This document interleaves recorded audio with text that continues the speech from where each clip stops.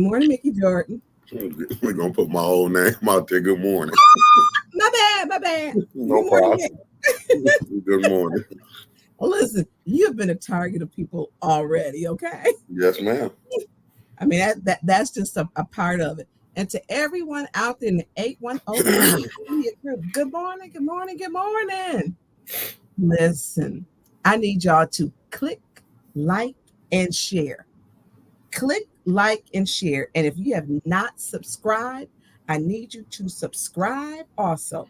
Click, like, share, and subscribe. Now, Mickey and Winters was making jokes on the morning bump yesterday saying that we were going to be here from 10 a.m. to 10 p.m. Mickey, I heard y'all. Y'all did me wrong. I plead the So, fifth. are you pleading the fifth? Oh, y'all went in. Y'all had all kind of jokes. All kind of jokes. Funny jokes, but all kind of jokes. So I need y'all to click, like, share, and subscribe. And then put in the comments where you're from. And I want to begin by saying I have not had a chance to return all the calls. I have not. But I want to say to everyone who sent the email, who sent the call, who inboxed me, I want to say thank you. I am still working my way through them.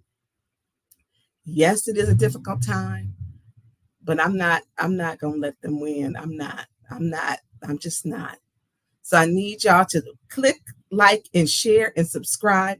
And thank you to everyone who reached out to me, who encouraged me, who gave me something to pull from, who told me how to, what I was fighting against. And Mickey, I mean, I tell you that word of God can be powerful. You just but I know y'all be talking religion all the time. Mm-hmm. So I just want to say thank you to everyone. There is a lot to cover. And before he puts up the first picture, I want people to know, yes, it is a 30-day suspension where I cannot take or sit in my seat, take my seat. It doesn't stop my duties or anything that I'm doing, taking calls or anything that I've had planned. It doesn't stop that at all. What is unfortunate is we've got a rogue 5 council who have decided to do what they want to do. And there will be repercussions for that, period. They have made it a point of using their seats, their elected seats, to remove other people from their seats. That is not the role of the council. That is not discipline. That's not. So for those who have asked, yes, I do have an attorney, and we will be dealing with this in court. We'll be dealing with it in court. So again, click, like, share, and subscribe.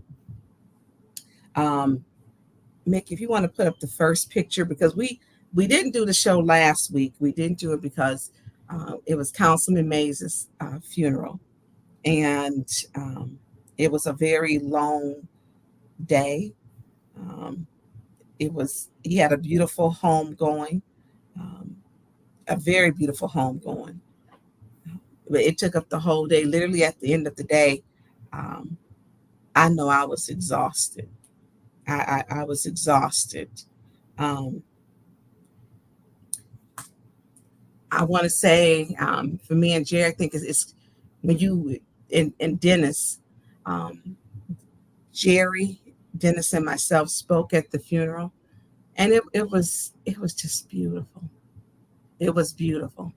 Um, Councilman Mays was loved by many, and he is America's favorite councilman and will always be.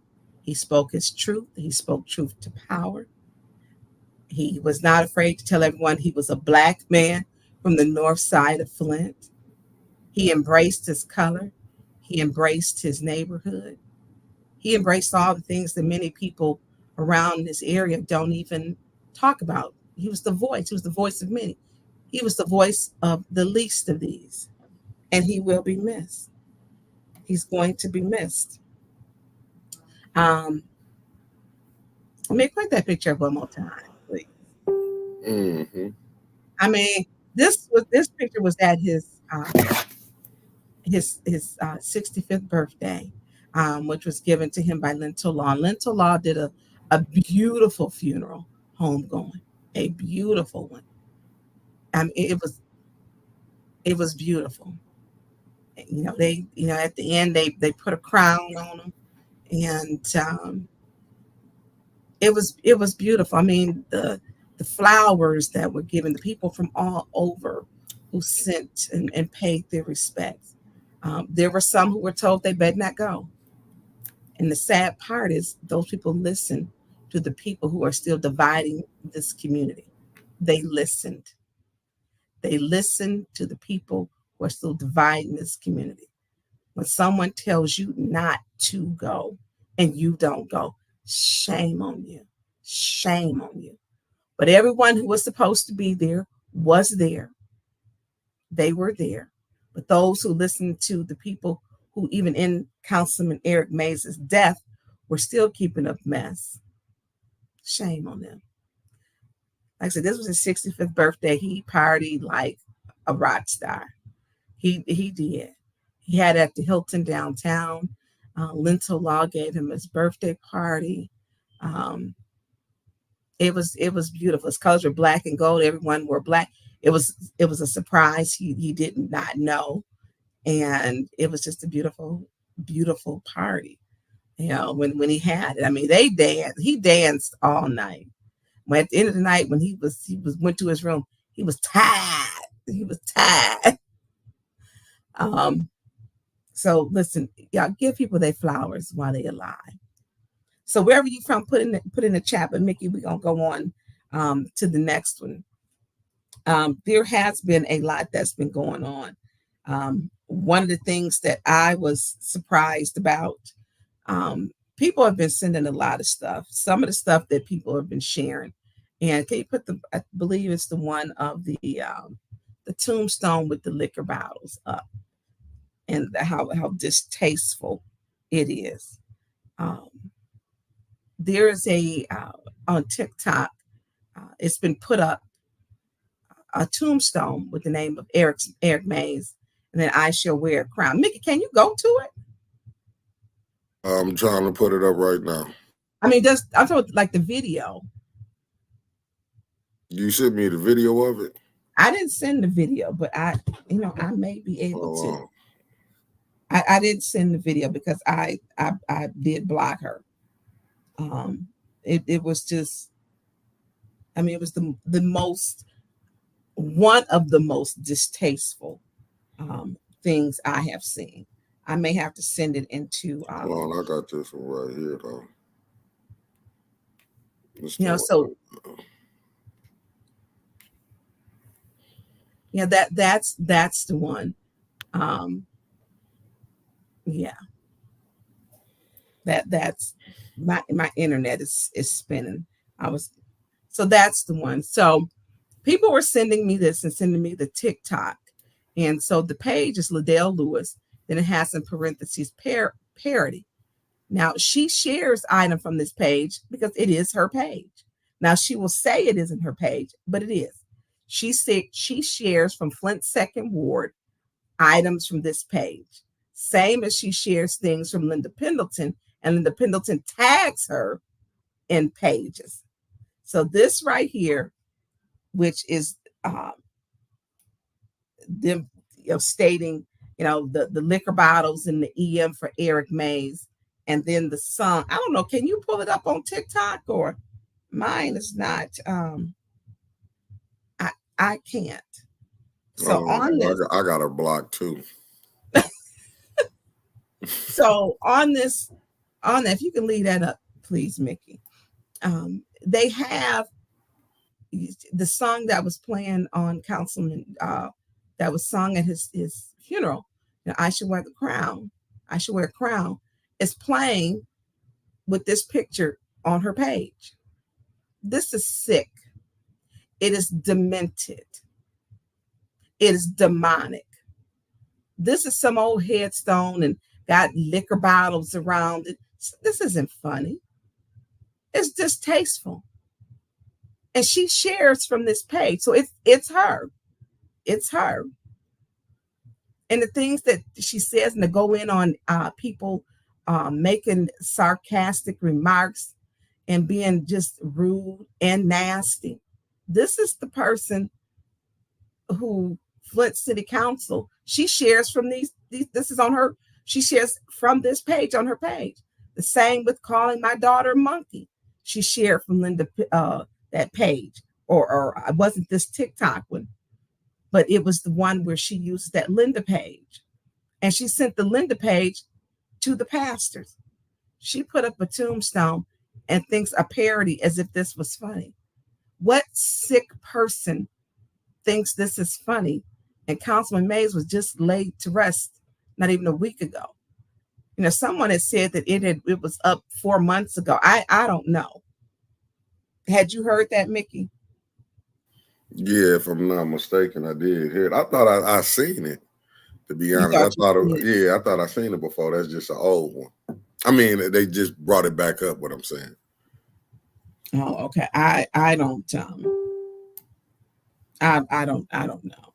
I hadn't seen it, and I'm glad I hadn't seen it because I can't. I mean, first of all, that's sick. It's sick. Oh, listen, they done put up a whole other one. I mean, y'all, you know, you can't make this stuff up. You cannot make it up. Mickey, I've never used this. This is sick. This is sick. I mean, something is wrong. Listen, y'all. I'm trying to I don't use, like I say, this stuff a lot. This is sick. So, Mickey, we're going to we're gonna go on to the next one. So, what people have I'm gonna send. Hold on.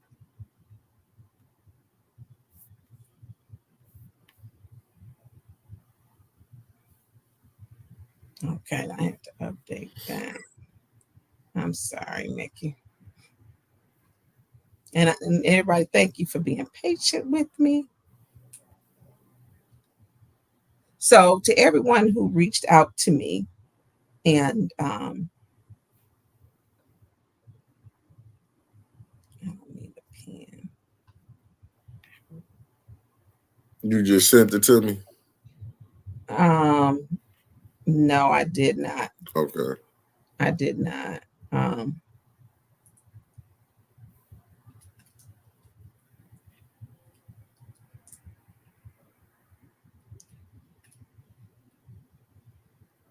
Yeah, I can't send it. I can't send it because this thing is allowing it's having me. I got it. You talking about? I got it. I got the video. I got the video with the music behind it. The one you were just showing. Yeah, I just got it. Hold up, I'm gonna put it up. I just got it. You got it. Yeah, I'm gonna play it. I shall wear a crown.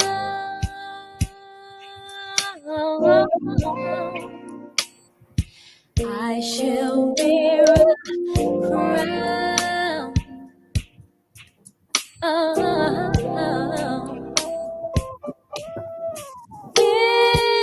It's all.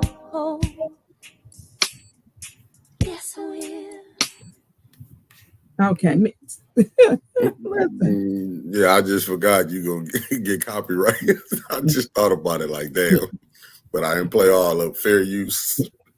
Well, Mickey, tell me that that's not a sick person. Oh yeah, no, they rough. Sick, and then they made another one. She made another. She shared from this page, and see, she likes to get just called like Jane. He and her calling Flint janky. She called in the video Flint janky. Then she has registered to her house Jane Key a business. See, this is the stuff she does. She shares from this page. She shares from this page. So she did a whole another one and got EBM on it also. Just crazy. I think I got that one too. Okay. I ain't never seen nothing like this. I mean, someone who does this is a sick and unhinged, demented demon. Demon. Play that with me. Oh. And they didn't. And they didn't. But they could send the state police, the breathalyzer, anybody to me. And they didn't. But our rules don't allow for personal attacks. And so that was a different treatment and discrimination against me. Well, were you at all drinking? Yes, I had a cocktail. Were you? On what level were you? I don't think I was drunk, but I don't hardly drink, so who knows what a little cocktail might do for me. Now, on this one, she has got on here EBM, Edward Bradford Mays, on here. So even in his death, you going after him to taunt him, even in his death? You can't. That's a demon. That is a demon spirit. It's a demon. That's a demon. God rest Councilman May's soul. You know, they broke his spirit. When they cast their vote for that frivolous 90-day suspension, which was not based on facts, they made themselves responsible. They aren't looking for the truth. The truth is not something that they ever looking for. The 5 who voted on that, shame on them. When they voted, they made themselves responsible. So the calls I've been getting, can you put the one up? Because they made one up of me. They made 3 or 4 things that, underneath this fake Linda page. Which, yeah, can you sit up because they didn't come all the way. Can you hear me? They didn't come all the way through. It's like it's still downloading. Oh, okay. All right. Mm-hmm. Okay, let me do I have to resend them? Yeah. Okay, I can do that. So to all the people who, number one, sent me, contacted me, I appreciate you.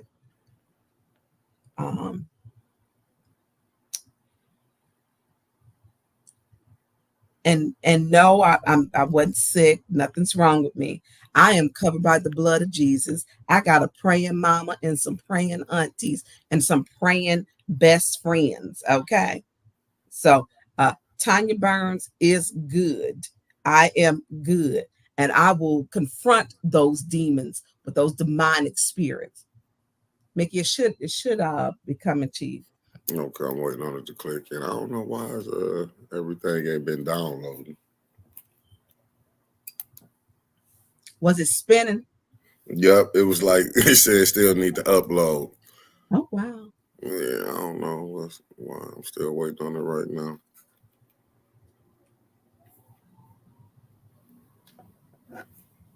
Okay, let me.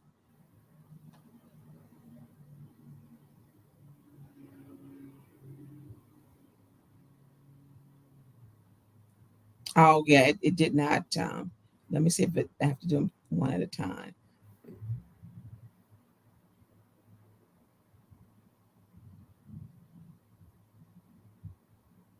Oh, that's not. I'm sorry, everybody. The sad part is this is something we obviously have got to go through.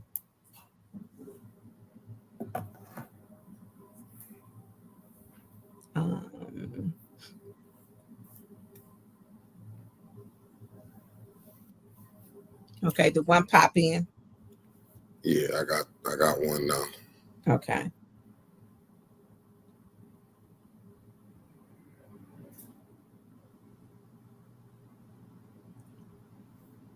You want me to put the first one up? You just sent me. Okay, the second one Yeah, just hold came on. up. I'm getting ready to send the third one too. Okay. So that you've got that one too. While I'm doing them all.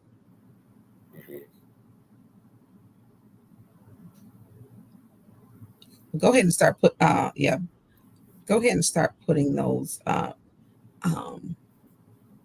so you got the one with the rest in peace. Yeah, I'll be able to say it after I take this one down. Oh, okay. I'm sorry, I didn't see the break. So breaking news. This is underneath this fake page. Anytime I put anything up, it is underneath my name, y'all. I will own what I say. So this is what this person underneath this Linda page. Now let me be clear. Liddell Lewis sent something to the pastors underneath the Linda Pendleton or Linda Page or whatever to them. I think she got caught slipping. And so this is underneath that fake page that says, you see at the top, funk that bench, but, trying to say it to where it's not, going to be tagged. And then put breaking news. Another sad day in the city of Flint. I'm sadly to announce we have lost Tonya Burns. This is not funny. This is not funny. Not at all. This is not something that you put, now our thoughts and prayers are with a Pumpkin family to express condolences. This is a sick, demonic person. This is sick. Someone mentally ill, someone with a personality disorder. This is on, what is the A&E and Lifetime movie stuff that you just don't see. You can't believe it. This is the stuff she be on. This is crazy. It's crazy. So people began to call my family members and my friends and asking, was everything okay? Something is wrong with with her. Can you go to the next one, Mickey?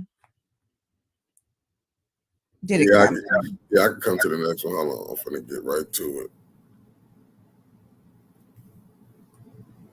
I mean, this type of stuff, it's just crazy. I've never seen. Hold on, let me go back.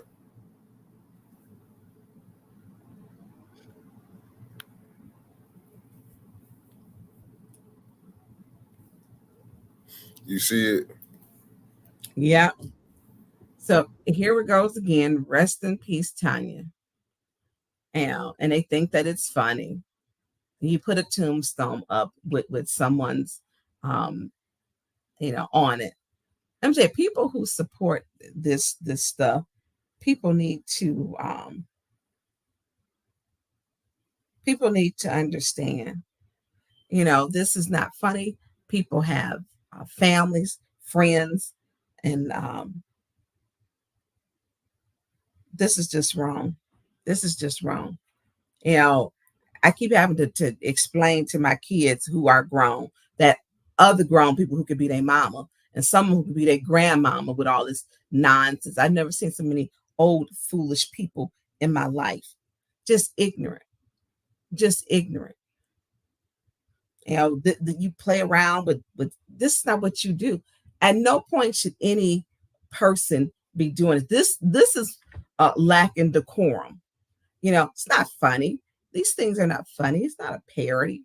You putting up a tombstone with liquor bottles around it for Councilman Mays and then playing the song that was played at his funeral. It's not funny at all. It's not something that you do. Not one council person, the Fab Five or the Felony Five, because they should be in prison, sent a resolution for Councilman Mays' funeral. The five of them, not one person sent a resolution of condolence. Not one of them. Quincy Murphy didn't, Liddell Lewis didn't, Judy Priestley didn't, Eva Worthing didn't, and Candace Mushat did not. None of them sent a condolence or resolution. Not one. Not one. And as much as the mayor wanted to speak at the funeral, he didn't send one either. He did not send one. He wanted to speak at Councilman May's funeral, but it wanted to be on his own terms. Mayor Neely did not send a resolution or a proclamation to Councilman Mays, who served the city of Flint for over 10 years. He did not send a proclamation of condolence. He did not.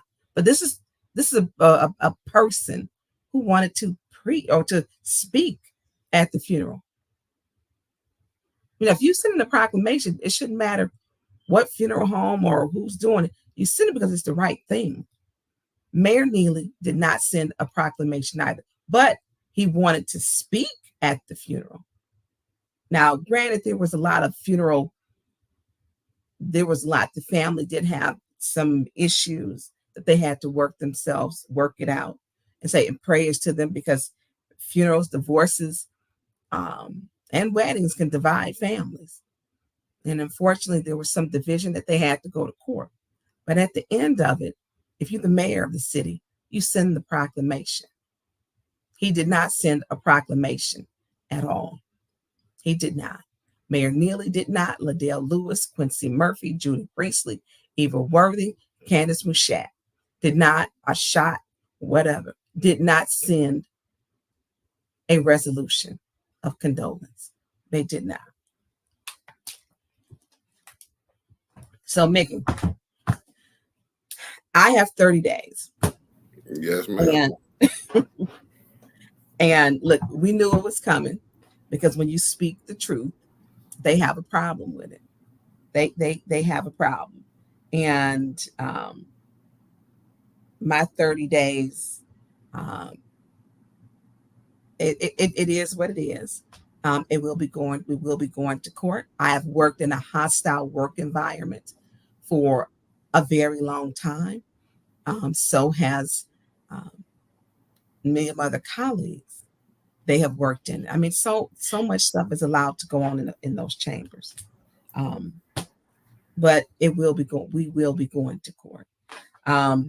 So before we get into those meetings with the 18th and the 20th were a lot. You were in there in those meetings. You were in there. Yes, I was. And it was some stuff that was unbelievable happening. So I believe the meeting on 3/20, Liddell Lewis sat in Eva Worthing's seat the entire meeting, as to antagonize and harass Councilman Dennis Pfeiffer. As to harass and antagonize Councilman Pfeiffer. Now, remember, she's the same person who said she was scared of him. He was a man, and he had called her monkey, and she was just so sad, and she was in fear, and he was coming after her, and she wiped her eyes and cried crocodile tears. And as a matter of fact, I think we got there should be a video of that, where she did this whole drama-filled story. But then she came and sat next to him and didn't go back to her seat. Rule 9.4 of the Flint City Council states that a council member must sit in their designated seat, and they cannot vote by proxy. That is Rule 9.4 of Flint City Council rules. Now, the Flint City Council president chose to ignore the rules, chose to make up her own rules, chose to sit next to Councilman Dennis Pfeiffer that she claimed she was scared of. She was scared of him. He was a dangerous man. She chose to not go back to her seat. So, Mickey, do you have? I sent to you. Do I need to resend to you where she did her? I'm not gonna give her an Oscar or a Tony. Yeah, you can, because it still got them over here like download, and I don't know why it's still the first ones you sent me. I should send you. Okay, I'll show you how they look. Okay, I just heard a ding. Yeah, that's it. So she was so scared. She was there with her pastor that she did not vote for to be on the board, Hurley board. She was next to him, and she was, She was scared. He threatened me. Now, we saw her turn into a whole nother person at that meeting on the 20th. I mean, that voice dropped down. I thought it was a demon. Well, I'm going to say it is a demon because something is wrong with her. When you look in her eyes, you see something else. So, Mickey, now this is where she was scared. And people need to understand this too. She will put it on, put it off. This reminds me of a personality disorder. Mickey, can you put it up, please? Thank you. When I first heard the term monkey come out of my colleague's mouth, I was in utter disbelief because this is 2023, and to hear that being spewed, especially on a professional elected platform, it really took me aback. And it doubled down on the fact that we go to work in a hostile working environment. On one end of the council, I'm being called a handkerchief head Negro, and this colleague is selling T-shirts with my face on it, with the racist term handkerchief head Negro to the community.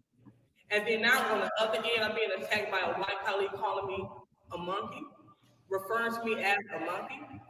That's creating a hostile work environment, and it is impeding the work that I am setting out to do. I'm here to do the business of the city. I'm here for the residents. And so if I'm constantly under attack, that affects your mental health, and you're not able to perform your job the way that you were elected to do so. I'm here exclusively to perform the will of the people. Not once has anyone heard me call anyone a derogatory name at all. I use my elected platform to promote the interests of the city of Flint, more specifically the second ward. And I just want to encourage my colleagues to do the exact same. And so hopefully today will set the precedent. So Mr. Pfeiffer could apologize. And also, his brother made comments referring to me needing a trainer as a monkey. And so all of this is just unfortunate.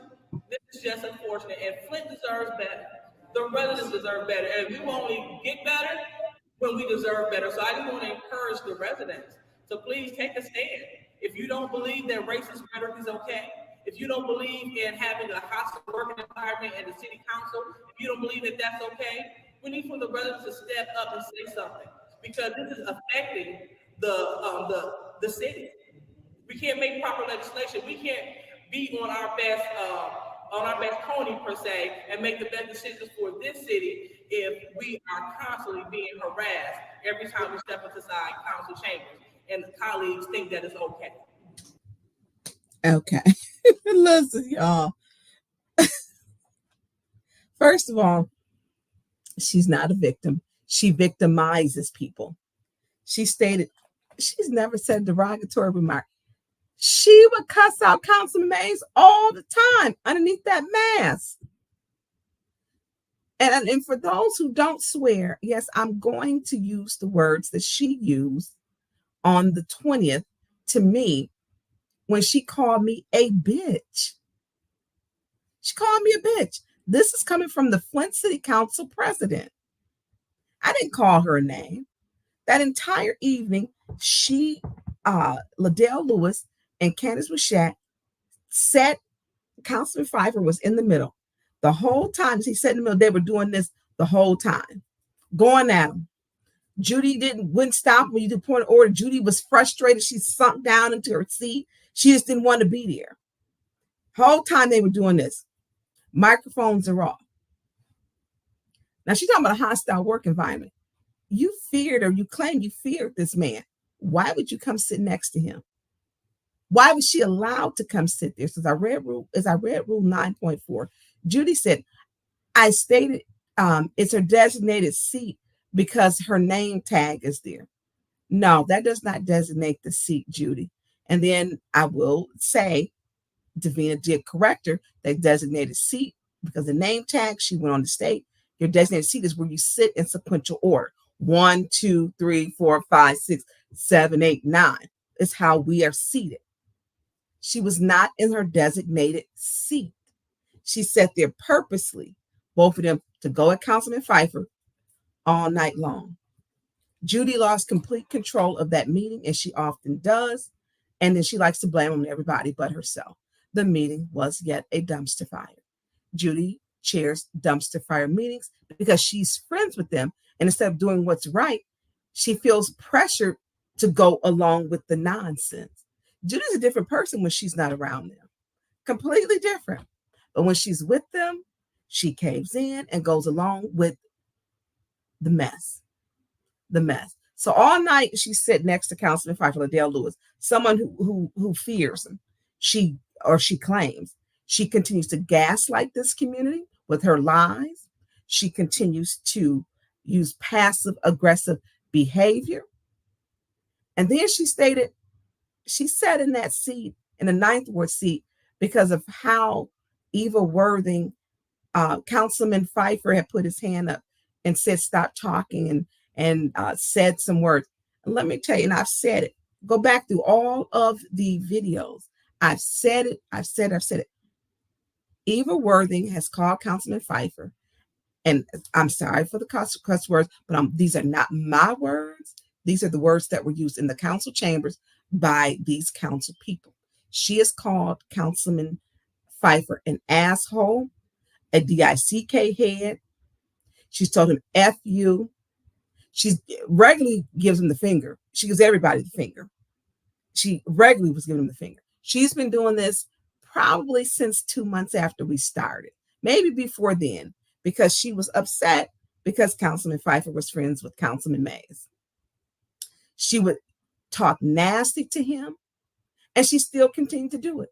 She would cuss him out. Oh, you think you're right? All that. She would just antagonize him as to try to provoke Councilman Pfeiffer to put his hands on her. She was trying continuously to provoke him. She did every meeting because that's what she does, is tries to provoke. So Liddell Lewis sits in that seat and she states, I'm here because you put your hand up to Eva Worthing. Yeah, she wouldn't be quiet. She's cussing him out the whole time. And Liddell chairs a terrible meeting too. We didn't have dumpster fire meetings until she became chair. Only when she chaired dumpster fires, her and Judy, dumpster fire meetings. Oh, and Candace too. And listen, and weaponizing the police, because they'll call the police on you and have them, you would think it was a bomb threat. They come in tactical gear. You would think it was a riot. When the agents of chaos are Liddell Lewis, Candace Mashat, and Eva Worthing. Those are the agents of chaos. So y'all saw she just gave her, I don't even know what her Sesame Street performance. She gets she gets to be recognized for that. Now there she was the victim. Then she did another press conference to wipe her eyes to, how hurt she is. No, Liddell, stop, because you victimize people. Something is wrong with her.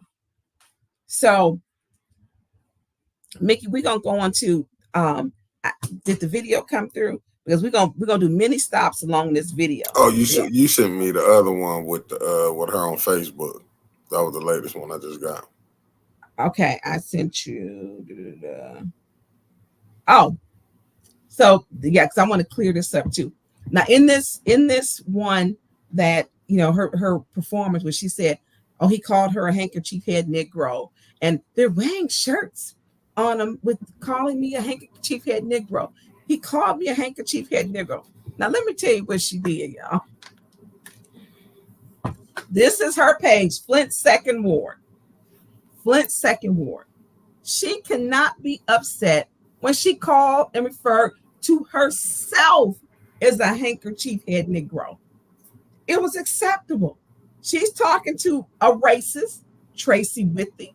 And so for her to acclimate herself to get in, she's got to be beneath him and say, you know what? Let me go along with the good old folk, and I'm gonna act like this. She called herself one.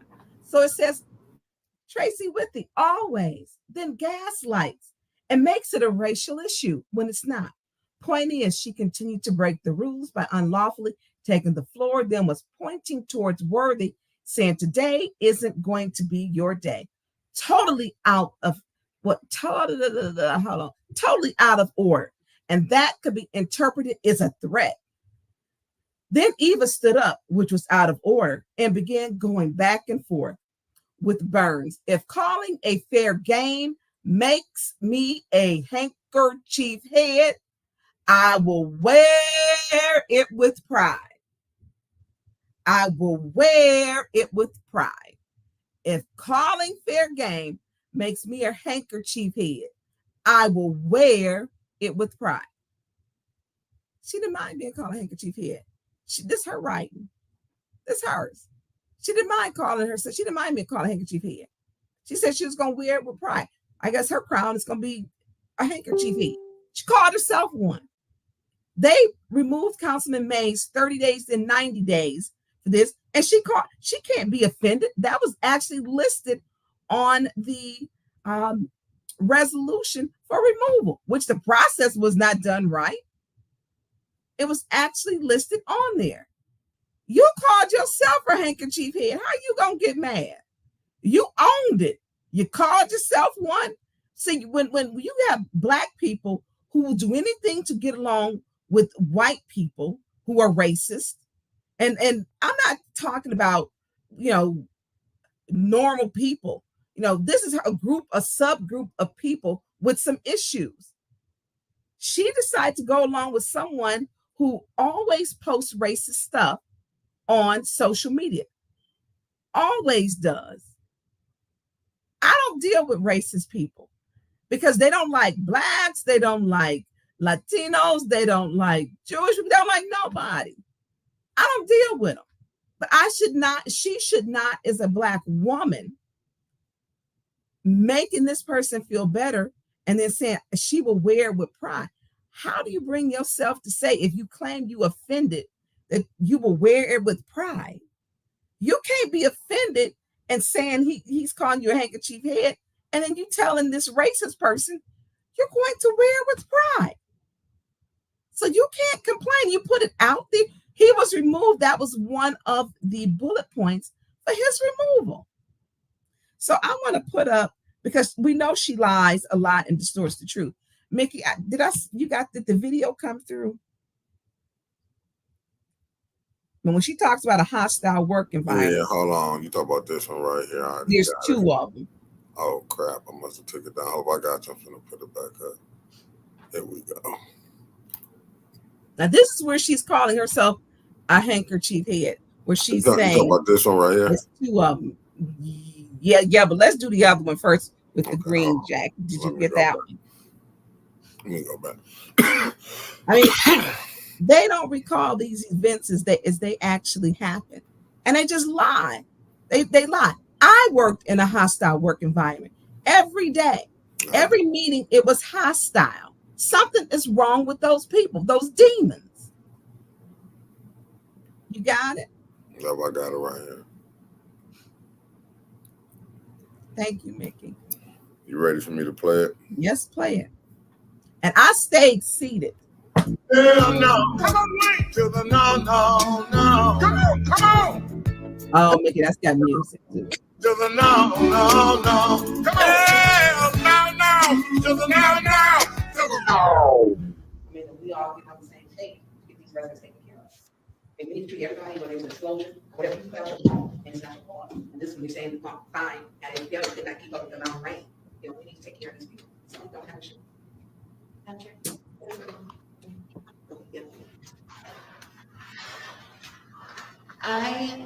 I care about those who cannot afford insurance, but I don't think it's the city's responsibility to pay for the damages if they can't afford it. Point of information. I Did don't you want not to see answer. that point of I'm information? not Thank you. doing my Excuse stuff. me. You're being rude. You interrupted me and I did allow you to take the floor. Reject So, your excuse me. Now I'm still talking at that time. Thank you. I'm just the person in Council Ward 9. No, it's not that they can't afford insurance. It's not offered to them because it's red line. Big difference. Okay, you seem very passionate about it, but I didn't even get to state my point.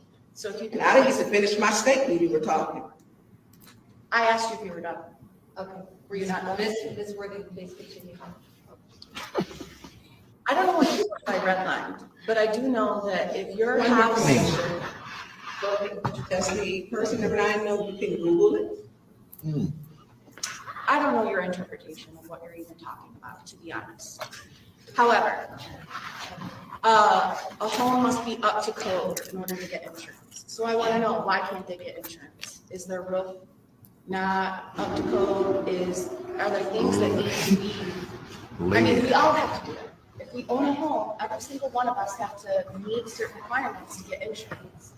So my concern with this is it almost sounds like some council members want to pay off members of the community because they're saying, hey, I'm your hero, and I'm going to give you this money to fix your home. We have policies for a reason, because we've had council members want to give away houses and do this and that for people. And it just starts becoming, in my opinion, just sketchy. We can't do that. Which point? Does she know that red line means to be in an area that's deemed to be in poor or financial risk? I Googled it for you. Good job. I'm glad Go you ahead, Googled. Ms. Worthy. So, we can't, I don't know if you know this, but we have a limited amount of money. And how are we supposed to decide what emergency is more important than others? If something happens in any one of our wards, are we going to say, hey, we need to give everyone everything they've lost? Like that, I just see that some of you are passionate about it, but we also represent the city and its financial interests. And I can't, in good conscience, just give away money because I have a big heart, because I do. However, if you want to go to the state and protest about insurance policies because insurance companies are corrupt, I'd be more than happy to do that with you. But it's not the city of Flint's fault that they can't get insurance. It's not the city of Flint's fault that my car insurance is so gosh darn high. Point of information. Does the person number 9 realize your car insurance is so high because you were probably redlined? Wow. And again, shall I ask the city to pay for my car insurance because it's higher than anywhere else? You're missing my point, Ms. Burns. Absolutely. And you're interrupting me. And again, as I said last time, you are unprofessional. And I'm done, Madam Chair. Good, because you know what? This is not going to be your day. I'm going to let you know that. Oh, it's not your It's case. not.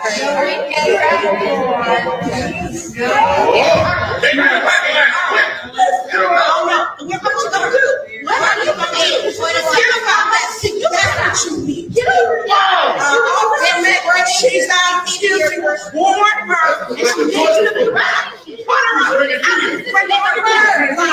All you need is That's her second warning.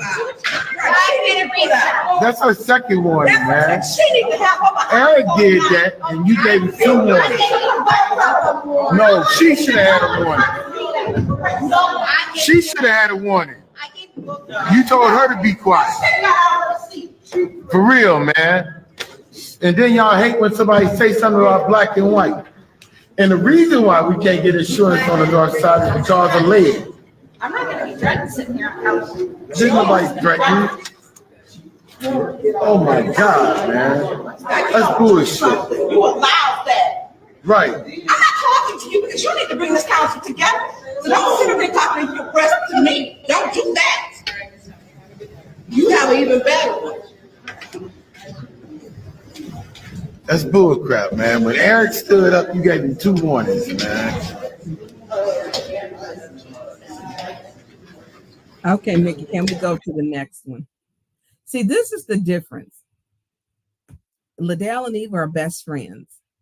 Let's put up the next one because she did it again. I stayed in my seat because what she wants I is got an you. I'm altercation. gonna put it up.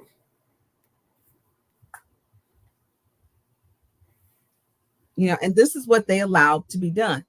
I didn't know Whitson was on that one talking, and you know, who depends on who gets warnings and who does. You're not supposed to get up out your seat. Liddell got up out of her seat. Was it three times on the 20th of March? 3 times. Once to fight Dennis Pfeiffer, once to fight Don Pfeiffer, once to fight Rich Jones. Eva got up out of her seat to fight me twice.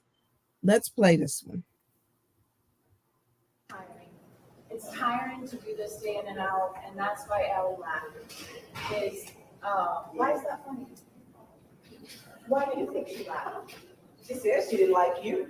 Well, There was a video. Remember that? that's out of order. So, but And this is exactly point of what information, point of order, point of order. This is Point so of order. unprofessional. It is, and you're taking it there. You're taking it there. No, I'm So not. my I didn't point of mention you. order is, Ms. my Williams. point of order is this. Do you hear this? Why, as the chair, you're not stopping this before it escalates? Absolutely, because it's Why? gonna escalate. Go ahead, Ms. Worthing. Thank you. I'm not sure. All of the digs, and I'm not finished with my point of order. All of the digs that she's doing, and you're not gonna stop it? What's your point, Ms. This isn't a point of order. This is a monologue. What are you doing? You need to leave. You probably need to leave. What is this? Intimidation by staring at me? I'm not intimidated. You know that you won't get out of your seat. Yeah, because you know what? You might need to that come out my damn seat. Now, I'm out of my seat.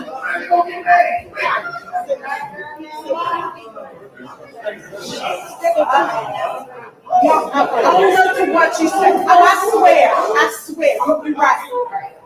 No, let me tell you, I'm sick of you. You're not here for the president. You're a racist. You're a habitual pathological liar. And Alan, she didn't like you. She stated on her, she didn't like you.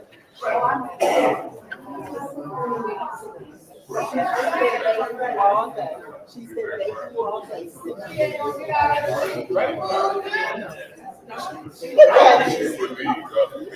See? You're carrying this attitude.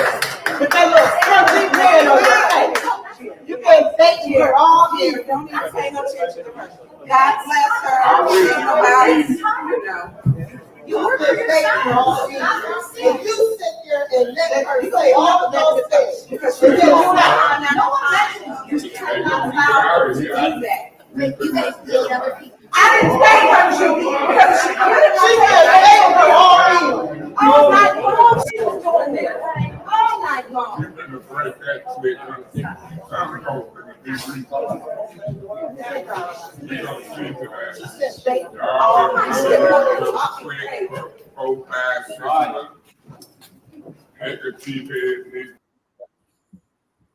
You can hear Councilman Mays in the background. And here it is. Judy wanted to blame me for Eva's behavior. No, Judy, you a liar. You're a liar. She did not want to blame who was her friend, Eva. Oh, babe, I wouldn't talk to Eva. I say nothing to Eva. Eva on the 18th, our meeting called me, and I'm sorry, she called me a bitch, March 20th. She's called Councilman Mays repeatedly every name there was underneath the book. Nothing was ever done. She's called him a narcissistic a-hole. She's called me a narcissistic asshole. I don't pay attention to Eva. I ignore her. I don't give her the energy. She's not worth it. She doesn't deserve it. And she's a very attention needy person. Councilman Pfeiffer had to endure something on the 20th, which was crazy. This is now the five of them are friends. They're friends. And they don't mind co-signing on each other's mess. They don't. So during that entire meeting, all you would hear, Candace Mashat and Liddell was sitting not even in her seat. She sat in the seat next to Councilman Pfeiffer, not in her designated seat. Rule 9.4 states you have to sit in your designated seat. She didn't.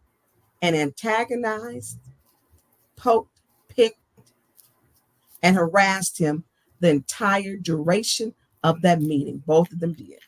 Now, Candace Mashat likes to hide. I want y'all to pay attention when we play this next video. She takes the lever and drops her seat all the way down and hides in between the barriers.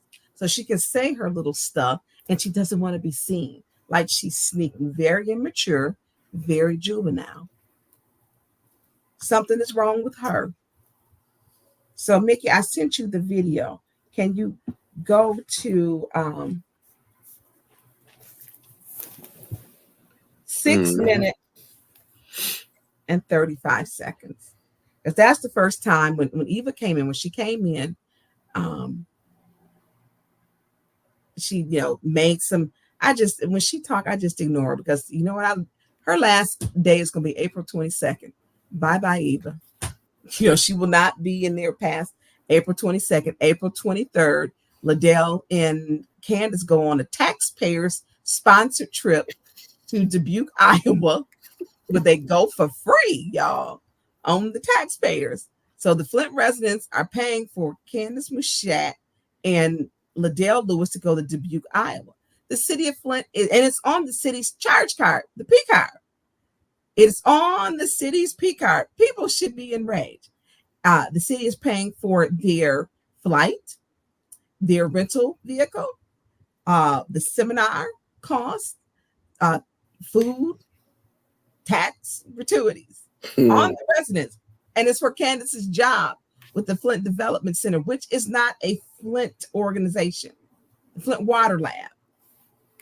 So they're going on the April 23rd and a seminar trip, taxpayer free paid trip to Dubuque, Iowa, with Candace's job, and on it states, and I'll get back to that later, because we're going to put up the documents of why they mad, because I'm exposing them being transparent.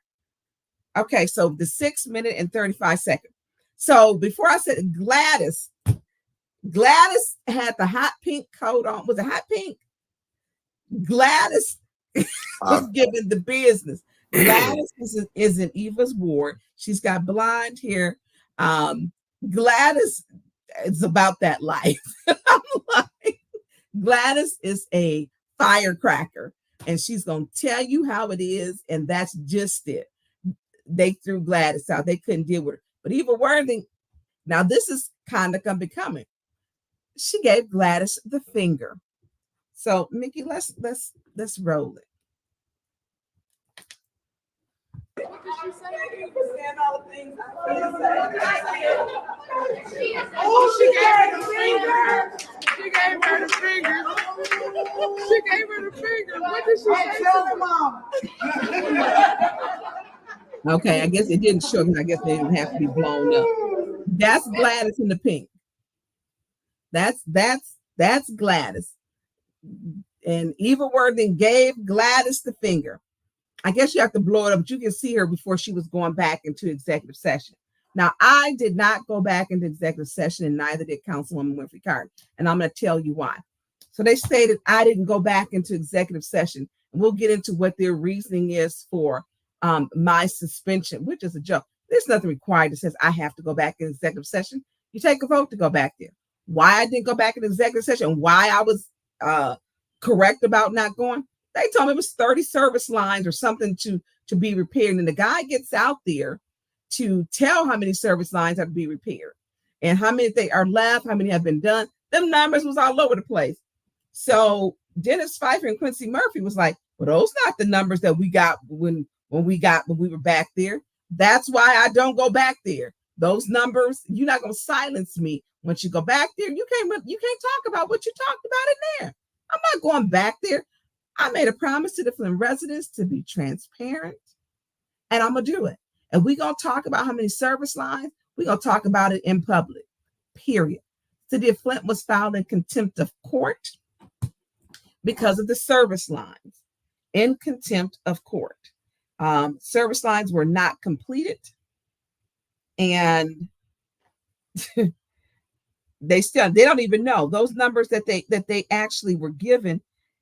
It went from 30 to 500 to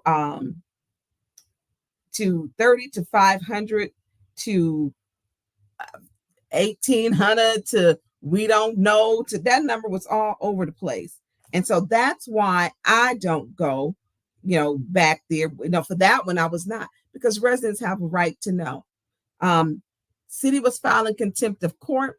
We've been at 90-something% since 2019. Mayor Sheldon Needy is not doing a good job. He is not. These service lines should have been replaced. Benton Harbors have been replaced. Mickey, can you put up the article? Did it drop into you?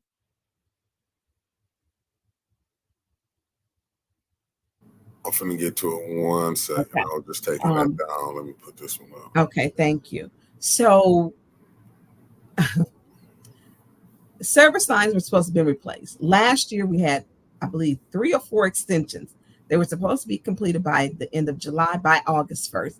Service lines were not completed. They came and gave all kind of numbers when they went into executive session. So they put on my censure. I did not go back into executive session. I don't have to go into executive session.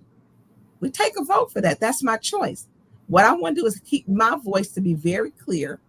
I want to make sure that the residents know, because I have residents who still don't have their service lines replaced, which is why I want to do it in public.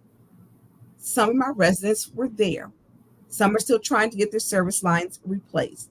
As I stated and gave the address to the road engineering gentleman that was there. So federal judge finds City of Flint in contempt over lead water pipe crisis. Epic fail, Mayor Neely, epic fail. You couldn't do the most basic thing, which was make sure that this stayed on track. Service lines were repaired, they were changed. But you know what he did? Because he did not like the company, one of the companies who had been leading the way and that were a year ahead, W.T. Stevens. He removed them, and we still owe W.T. Stevens almost $1 million. He removed them off the project. Service line replacements basically halted and stopped 2019. So when they started back up in 2023, guess who they had to go through? But they went through a subcontractor to complete them. W.T. Stevens. W.T. Stevens had a program where they trained returning citizens, was a part of their program. They took such pride. They took such pride in being able to take care of their families, replacing the pipes and doing the work to make our city our drinking water and water that we use a safe water distribution system.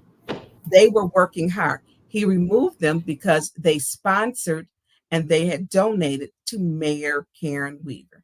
Mayor Neely stated to me, and it is a fact, he said as long as he is mayor, W.T. Stevens would not have a contract. He has held them up. I don't know why W.T. Stevens did not take them to court, which they took the city to court, because they should have. It was a vindictive and spiteful move. So who's out there now? If you see them, ask them. Don't take my word. Stop and ask them what company you work for. You'll see it on their vehicles. It's W.T. Stevens. This work should have been done. It was stopped and delayed for 4 years because of a elementary, I'm going to get revenge. Mayor Neely wanted revenge. And he stopped the work. So Benton Harbor, Jackson, Mississippi, other cities who had a water crisis after ours had actually had theirs completed. Flint is still broken. Service lines are not fixed. W.T. Stevens to date has not been paid. I'm gonna have to find out where that is exactly at now, but they have not been paid. So Mickey, I'm sorry, because we're going in and out. So we're gonna go back to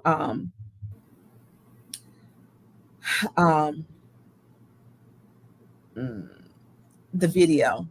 Okay, which video you want me to The put video back we up? had just put up that I had sent to you. Oh, you talking about what this article? The one that, one before that article. Hold And on, so let me go back and find it. You said the one before this article. mm-hmm. Okay. Oh, So gotcha. on this day, of course, 810 News Media Group was bringing everyone the live views. And so this was when Liddell Lewis this evening, she stood up to fight 3 grown men. 3. She stayed in the seat that was not her designated seat and was allowed to stay there by Judy Priestley to allow Liddell and Candace Machat to harass him. They were trying to provoke Pfeiffer. They were trying to provoke Dennis Pfeiffer. She kept trying to provoke him. Both of them. Candace was going in on him on one side and Liddell was going in on the other side. So the 2 hour and 39-minute mark. I got you. Let me set it up for you right quick. So this is, Liddell, Miss Decorum, when she has all this decorum, and professionalism, their lack of. I'm gonna tell y'all, she come like a thief in the night. Y'all just remember on April 23rd, they're going on a sponsored trip by the taxpayers for the residents of Flint. It's been on the city's peak hour. It's been approved. They're going to Dubuque, Iowa. I mean, they worked this system so fine.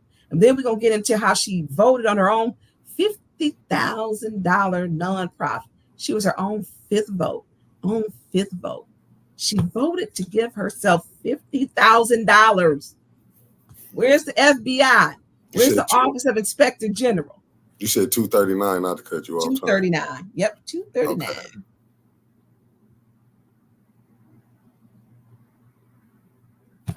So I'm telling y'all, they doing it in our faces, and y'all face and everybody face like, so what I'm gonna do it? They don't care. Let me get this. Is it almost up, Mickey? Yep, I got you. I'm putting it up right. All right, let's put it up. Is there support? Support. He was talking. Kicking them out. And I'm gonna tell you how ridiculous it is. She looking for trouble. Instead of the councilwoman in the second ward minding the business up here, She's looking over here in her office. she continues to look out here and antagonize the people. Being a bully. She ain't bullying me. That's You know, I'm speaking. Wow. Okay, Mickey, stop right there. Mickey. I got you. Okay, we're gonna stay on this video. We're just gonna work it down. Now, Liddell Lewis, who claims she always used decorum and being professional. So as Jerry has the floor, one, she's doing a point of order. Jerry Winfrey Carter has the floor. Two, she tells her, Jerry says, I have the floor. She says, so what? Liddell's behavior is juvenile and childish and immature. So the things where she claims, abusing points of order. During a 2-minute time, she interrupted me 9 times before. 9 times in 2 minutes. Now she wants to claim other people abuse the points of order. She abuses them. And you notice in every meeting, if I would talk, I would say a request for information. None of my requests for information, according to her, would be valid. None of my points of order were valid. That was a reason for her to issue me a warning. Every single time, even though they would be relevant, it didn't matter. It simply didn't matter. So she's telling Jerry Winfrey Carter, so what? And she's giving her a point of order. So this is what she put Councilman Mays out for, frivolous points of order. This is a frivolous point of order. Then she's lacking decorum. Well, she lacked decorum all through this meeting. And she's not in her designated seat. She does not sit does she represent the 9th Ward. She is not the 9th Ward councilperson. She's not. She should not be in the 9th Ward person's seat. That is not her designated seat by Rule 9.4. It's not.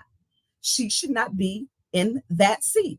But she's there to harass Councilman Pfeiffer, to provoke Councilman Pfeiffer, to try to intimidate Councilman Pfeiffer, and to try to fight Councilman Pfeiffer. And Judy Priestley allowed this harassment to continue through the entire evening. And she was made aware of it. I made Judy Priestley aware. Jerry Winfrey Carter made her aware. Judy Priestley did nothing. She did nothing. She did nothing. She allowed those 2 people, Candace and Liddell, to harass and provoke and to try to intimidate him. And they were going in on him the whole night. Oh, it was bad. And then when I would, try to bring some order, Candace she hides down in between her so you can't see her because she's very childish and immature. And she would tell, you're crazy, you're crazy, you're crazy, something's wrong. No, you're crazy. Mental health. No, your mental health is the one that's something wrong. I don't scoop my chair down. You don't see me speaking so that I can be seen. I don't need a barrier to say what I need to say. I don't throw a boulder or a rock and hide my hands. I don't do that. Whatever I say, I'm going to own. And my words, I will be able to defend them when it's my truth. She hides down the whole time, just talking crazy. Because they were seeking retribution and retaliation. From, you seen that one where Liddell Lewis gave the conference where she stated, I've never called anybody a name. I've always used decorum. I quit dealing with her when she said Councilman Mays called her mother F and B, and he did not. The reporter said that she did not. Judy said he did not. The cameraman with the news station said he did not. Liddell Lewis lies consistently. She's a habitual, pathological, and chronic liar. Something is wrong with her. She was allowed to sit in that seat and harass Councilman Pfeiffer. It was not even her seat. Wasn't her seat all night long, because she gonna let him know. She first thing she sat down. Well, I'm not. What you gonna do? And she likes to fight. April 2022, she came out when we were ending the meeting, and she went to say it was some stuff about Eva again. She goes in for Eva and don't even understand. I'm explaining to her. I just gotten back from a funeral in North Carolina that day. And she stayed, I had to chair the meeting. And she's like, Tonya Burns, you know what it's about? You know what it's about? You know what it's about? I said, you don't even know what you're talking about. You're talking about the wrong time. I let Eva back in. What are you talking about? No, you don't know what I'm talking about. You know what time it is? You know what time it is? Okay, thug. She's a thug. Officer Davis had to start walking forward, female officer who had worked for the city of Flint, to give Liddell several directives, 3 directives. Liddell, stop. Liddell, be quiet. Liddell, I need you to stop. Liddell, finally, she said, Liddell, shut up. She lost control of herself, as she always does. She doesn't have control. She is a bully. She is a big bully. She bullies people. This was in April. It's on video when she did that. So I've been dealing with this hostile work environment with these women who want to fight like men since 2022. It doesn't stop with them because demons don't like it when you tell the truth. My spirit upsets their demons. My spirit upsets their demons. My truth upsets the demons within them. And you can see it. Liddell's voice dropped down in them videos when she wanted to fight Councilman Pfeiffer. That voice dropped down. And I'm going to play it. Because it dropped down to, what you gonna do? I was like, whoa. And I'm looking, because she's facing him, so I can see her face. And when that voice dropped down, what you gonna do? Yeah, I'm about that life. No. I did get up and exit my seat. Because you could see the demon in her eyes and in her spirit. You could see it. And it came out and it spoke. Let's go on, Mickey, to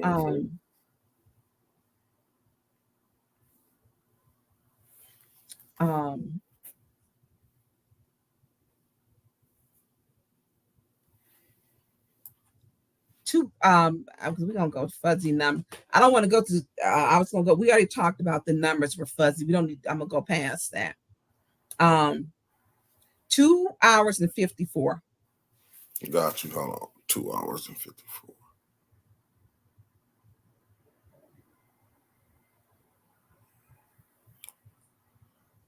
Give me 1 second. I'm set it up. That whole night, Pfeiffer went through that. She wanted him to strike her. They wanted him to strike her. the entire night. Candace Mushat and Liddell Lewis went off and wanted him to strike them. Entire time. As they harassed him, antagonized him, provoked him, tried to provoke him. Candace Mushat, the appointed interim, and Liddell Lewis. Oh, my bad, time. No, you had to 2:54. Yeah, it's finna be there in 3 seconds. Heard y'all voice, and I'm not gonna sit up here and anybody Is there anyone else? Madam Chair. Thank you. So it is very unfortunate that we have people that know council rules will come here purposely to disrupt. Yes, I am sitting over here in this seat, but the people really don't sit up in the seat, Mr. A Ward councilperson, is because you consistently degrade and try to intimidate women. So the councilwoman in the A Ward, you have to tell Michelle to put your hand in your face. That's what that looks like. So they sent a man over here. Wow. And also, she cannot speak to the motives of another council member. Because without citing that her council member called me a bitch. That's right.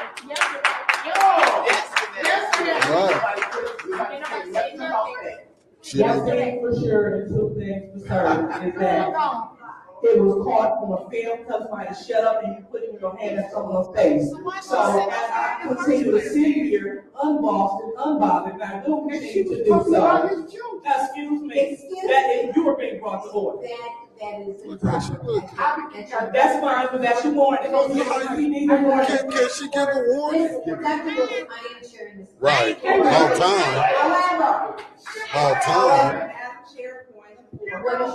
Who can hear points border over the audience, guys? That is your second word. Please leave. Look, please leave. You can't stack appeals, so that's not an appeal. Point of order, you can't do that. She didn't even say point of order. Point of order. He still talks. Point of order. Point of order. He's talking to Kermit. Art Woodson, please, I cannot hear what's happening up here. Please. I'm hearing you. No, that's Go ahead.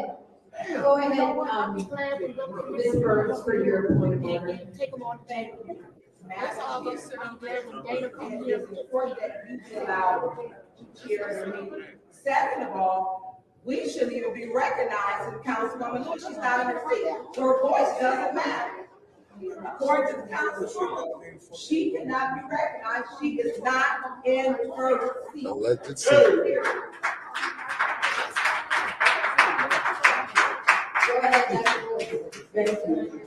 Thank you. So, according to my nameplate, which is sitting right here in this specific section of the DI, this is my seat. Point of order. According to Rule 9.4, a council member must be seated at their designated seating place to vote.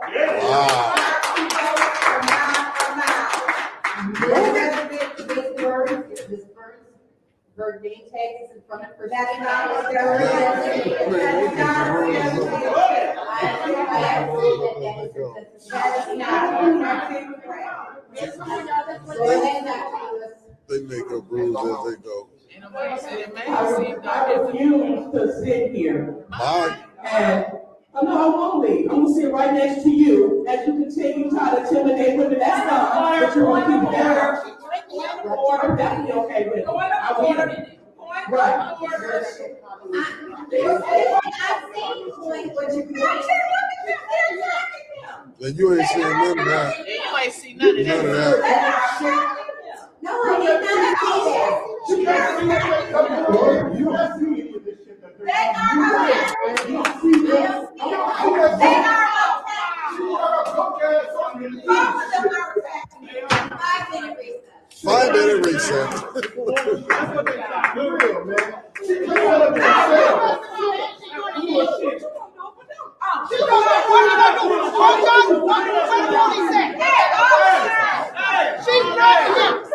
Now you just seen her coming in that room.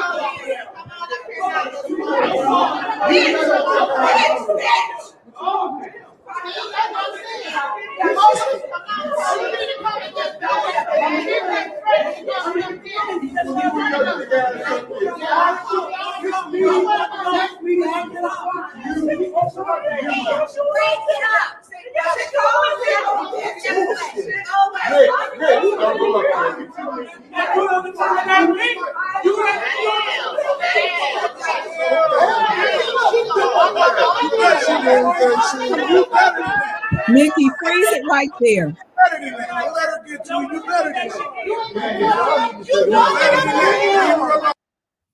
Freeze, go back and freeze it. Because this is when you see the demon come out in her. Take it back just a few seconds when she get up there and drop her voice down. Now, this is the president of the Flint City Council. She done jumped up. She want to fight. Calls me a bitch because I'm intervening to make sure I don't want to see neither one of them. But she was ready to fight. She had sat in her wrong seat. She has a responsibility to know and adhere to the council rule. Her designated seat is not in the 9th Ward seat or area, period. Play that again. You can play that till it, because people need to see this.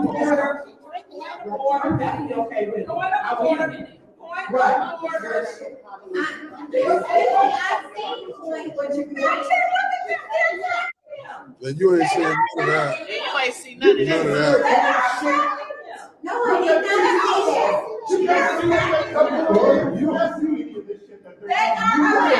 not see that.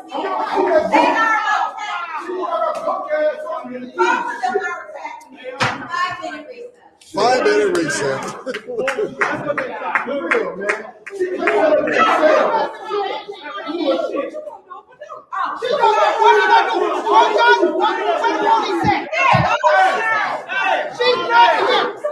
Now you just seen her coming in that room.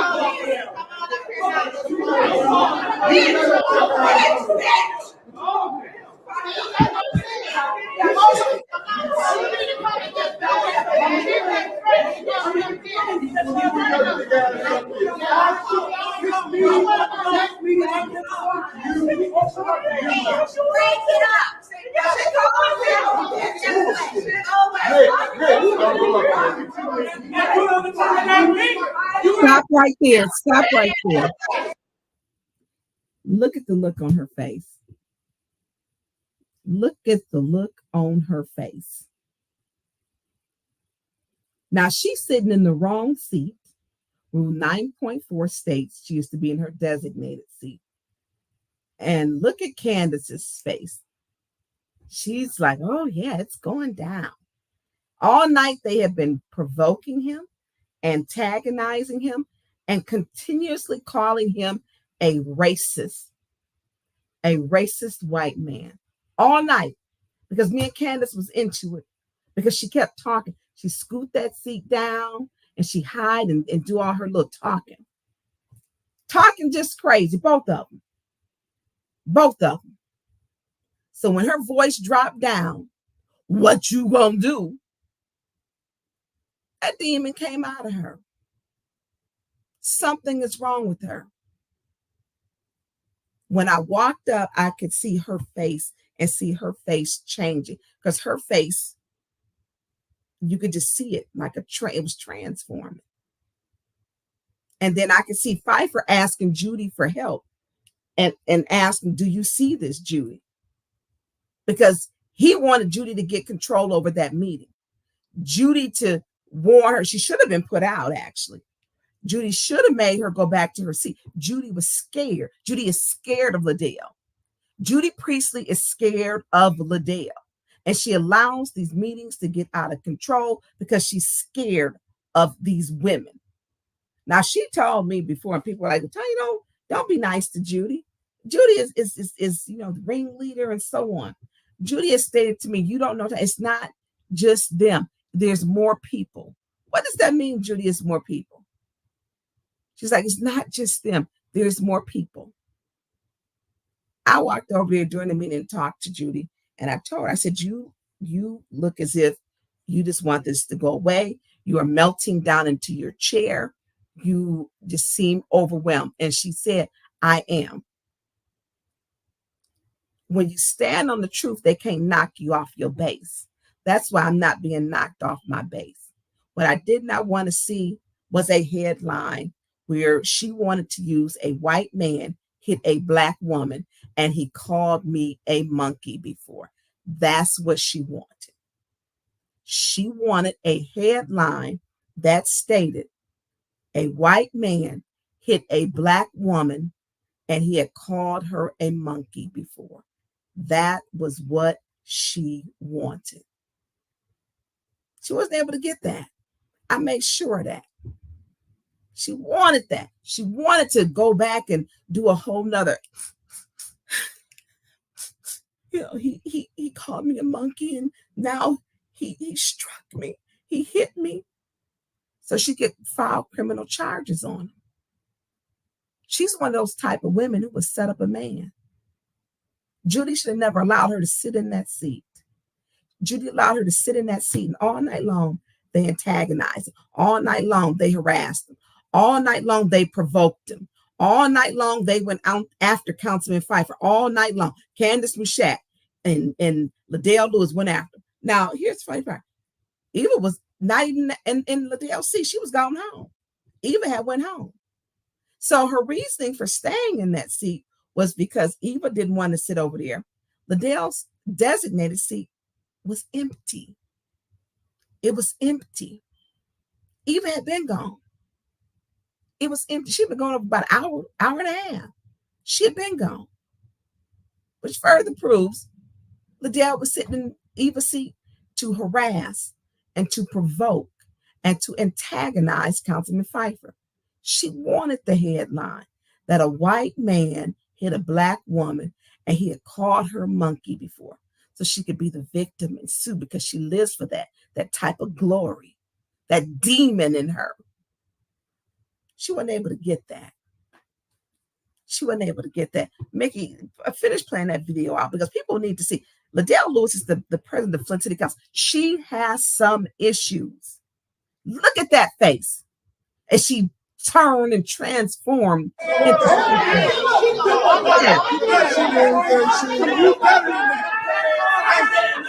You better than that. Don't let her get to you. You better than that.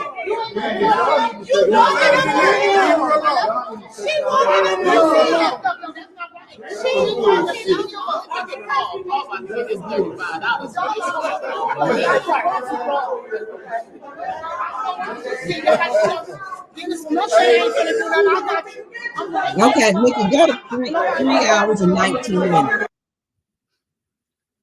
This is the president of Flint City Council, like I said. While you're getting to 3 minutes and 19, let me know when you got it.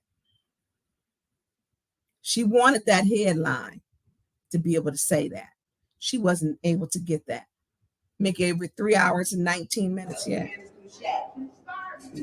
No.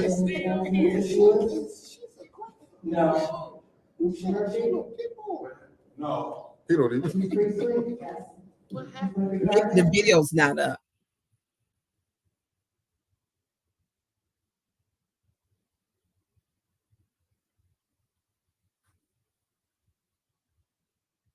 Mickey, I can't hear you. I muted myself by accident. I knocked the video out. Hold on, let me get back to the video. I got it for you. 1 second. So imagine if you were sitting in that seat all night long. You got these two women, and you're racist. You're this.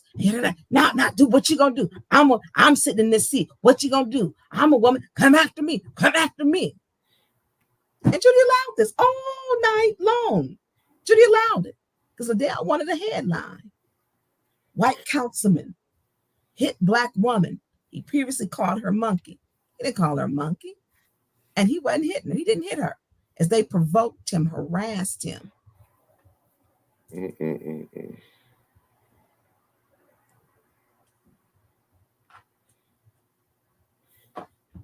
Hold on 1 second, getting it for you. I don't know how I kick myself out of there. I'm saying this, what they're doing is a very dangerous thing. And because they're race baiting, they're trying to divide this community by race baiting. And when people don't speak up, they become complicit, and her behavior like this is allowed to continue. Oh, okay, let me blow it up and I'll play it. Okay.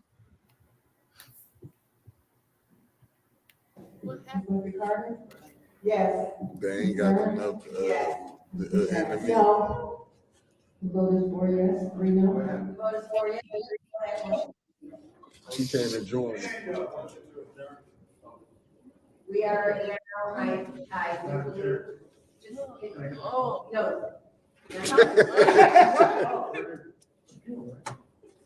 Can I,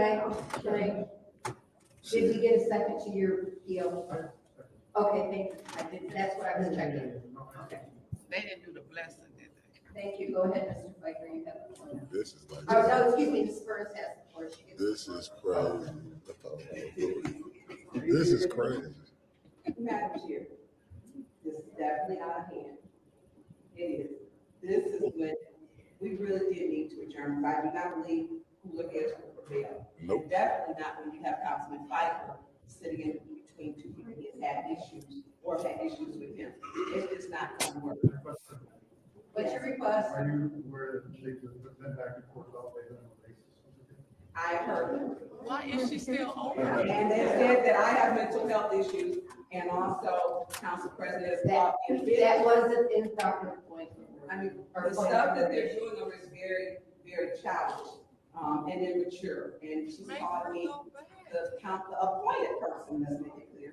The appointed person, the interim in the 7th Ward has called me a girl, has said mental health issues. And oh, y'all gotta watch, we're gonna make just like it's a little gang.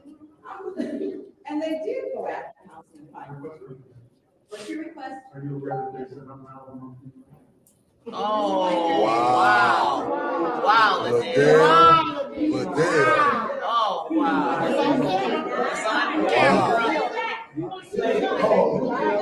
But if she called the bitch. Once again. The only person that is on the floor right now is Mr. Pfeiffer. But you ain't warning. Oh, Ms. Burns, it is very uncomfortable. I do not get along, and I don't care for Councilwoman Devlin. But to stand between her and Councilman Pfeiffer, because there was going to be an altercation. It was, and she told me, bitch, move, bitch. Now, this one who speaks to forum all the time. Yep. I call her bitch. I just had to. You know, we are policies and procedure. We are going over, should be, our resolutions, going over. At the point where that interaction, if you're not hearing everything that's going on, and it's a lot, they're antagonized. Candace is not shut up the whole time. I'm not, see, look at her head, everybody, how she hides. Mickey, freeze that, can you? With her head down. And I wouldn't say it's out of character. See how she hides her head, everybody. She hides her head. She drops her chair all the way down and hits the left. Candace is taller than me. She's taller than me. She drops her head down to hide in between the partitions that they wanted to put up. Mays, Pfeiffer, Winfrey Carter, and myself did not want them. They do it so they can throw the bricks or the rocks and hide their hands. See how she's hiding. She's taller than me. And that she'll drop that chair down as soon as she get there and hide in between the dividers. That's what they do. The whole time they taunting him, provoking him, harassing him. Okay, we gonna go on to 335, where Liddell Lewis refuses to go back to her seat.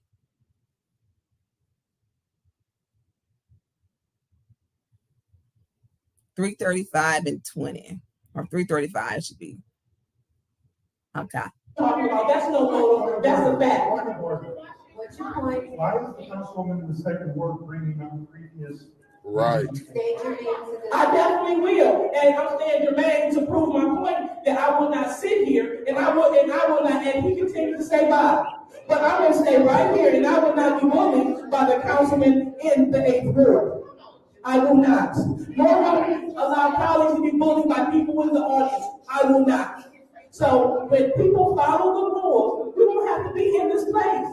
When we have Councilwoman Burns, I guess, standing in the gap, or whatever she calls herself doing, this is when we have problems. What we need for people to do is sit in your elected seat.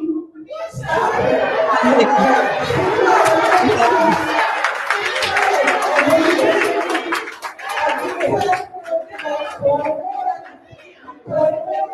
the colleague in the city board.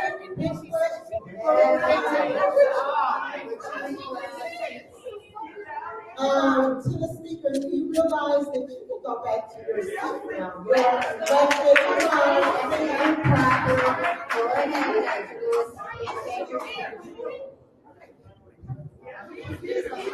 This is why the meeting may be considered a level fire. We have individuals that come here exclusively to create chaos. Just like last meeting, when they stood up, gave the nod and broke forward and refused to come back to their seats. This is why we are in this place now. And they're giving ammunition to the audience to act out of order. This is why we're here now. And they think it's funny. This is why we're here now. So this has nothing to do with us. This has everything to do with proper decorum and as well as people not bullying other colleagues. Thank you. Stand up on my brother again. Whoa! What you gonna do?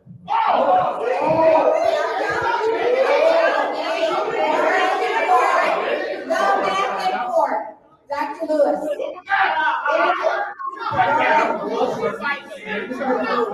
Stop right, Mickey. Stop right there. Okay. She done stood up a second time. Don said, don't stand up over my brother again. What did she do? She's so worried about what everyone else is saying. She's not in her seat. And so what did she do? To stand up again. Stand up next to Pfeiffer. I guess she called herself standing up over him again. She letting them know I'm down for it.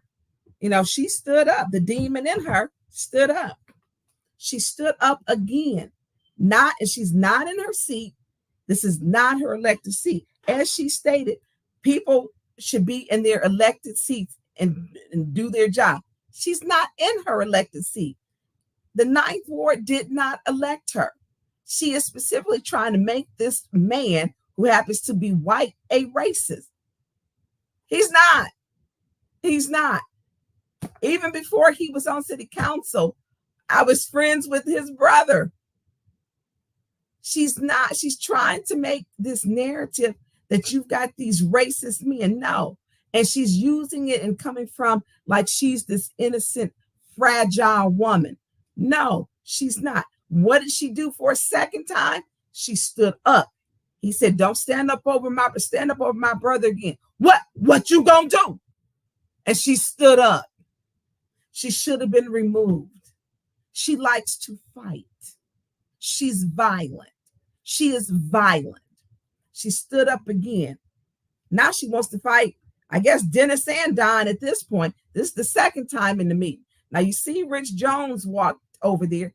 She ends up trying to fight him too. Keep going, Mickey. You can't make this stuff up. I did not hear what he said. I heard his voice, but I did not hear what he said. Go back to your seat. Go back to your seat. She's standing up and better.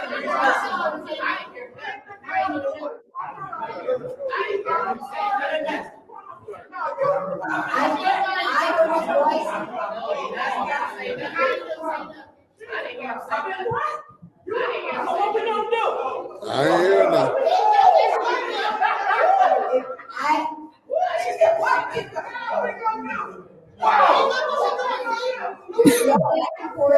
And if there was, I I did not hear what he said. I was telling me that he threatened to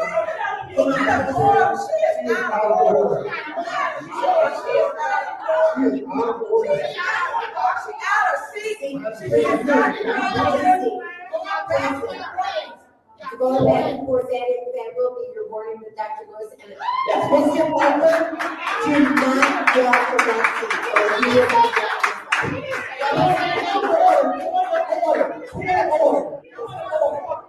Okay, Nikki, let's drop that down. Okay, I sent you rule 9.4. And rule 9.4, that should be the last one. Flint City Council rules states clearly. Let me know when you got it up. And then after this, Mickey, we're going to go to my page where I posted. Listen, we know why they mad when you start speaking the truth. To my suspension. Okay, rule 9.4 states clearly a council member must be seated at their designated seating place to vote. Proxy votes are not allowed. Liddell Lewis did not sit at her designated seat.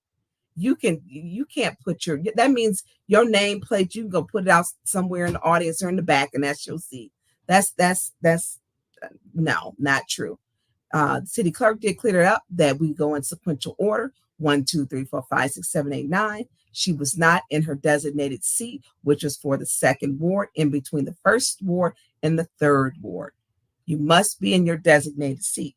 Then she had the nerves to quote, in her anger, she needs to get in contact. She needs to keep her personalities in order, or the demon that she's dealing with needs to tell the person, Liddell, that look, being in our designated seat, that they got confused. They wasn't on the same page. She told on herself. People need to be in they seat, the assigned seat. You're not in your seat. You were not in your designated seat. Council Rule 9.4 states it clear. Whole night she wanted to.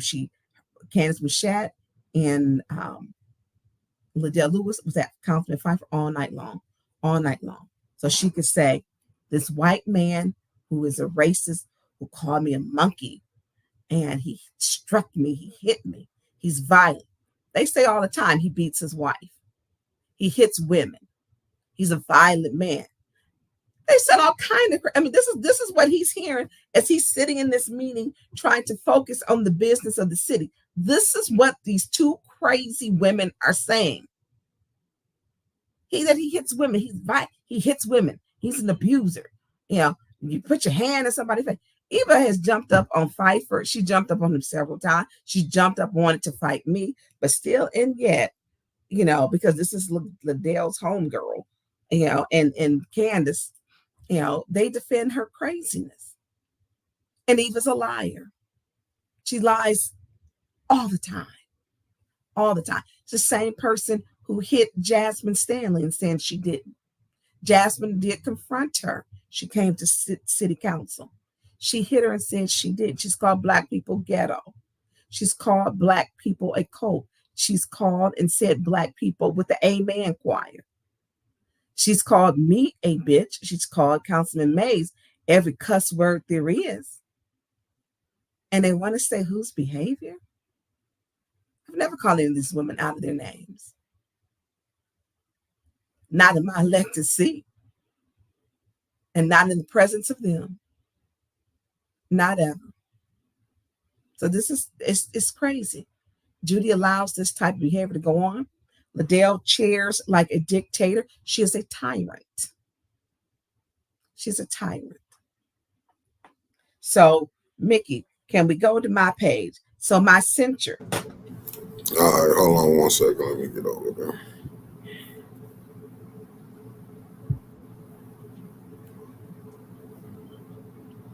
That was a tough night for Councilman Pfeiffer. And I'm going to tell you, last week when they went off on him whole night, you like to hit women. Do you hit your wife like that? Like he's, bringing up his kids. Eva has brought up his kids before. I mean, you can't make this stuff up. And then now Liddell sits in the wrong seat, and she's gonna get it straight for Eva. She's gonna take care of Eva. She's gonna fight Eva battle. Since 2021, Eva has went after Dennis Pfeiffer.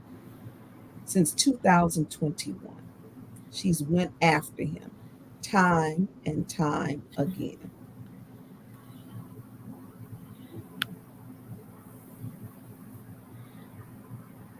Oh, not that one, right? No, I need you to go to where the checks are. Oh, you know what? I did not. Do I need to send the checks? Is probably in our thread. Yeah, you know what? Let me get to that. Yep, they're in our thread. See, when you start telling on them, now remember April 23rd, Candace Michette and Liddell Lewis will be going on a trip to Dubuque, Iowa, sponsored by the taxpayers. It has been placed on the City of Flint's P card. Okay, so the flyer, the seminar is for Candace's job, and Candace's job, which is not city related, is listed on there. That these two speakers, the dynamic duo, is what they call them. So the city is paying for a sponsored paid trip, and it's already been charged on the charge card, y'all. So. Do you need me to go through it? Or you? I know. Yeah. We can send them back. I'm trying to scroll back down through them all. Yeah, I'm trying to find them as we speak. Because it's a cluster of them. Yeah, I see.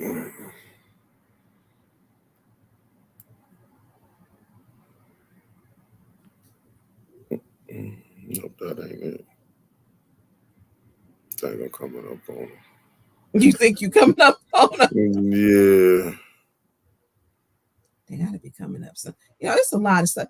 The stuff that happens in those council chambers, it's unbelievable.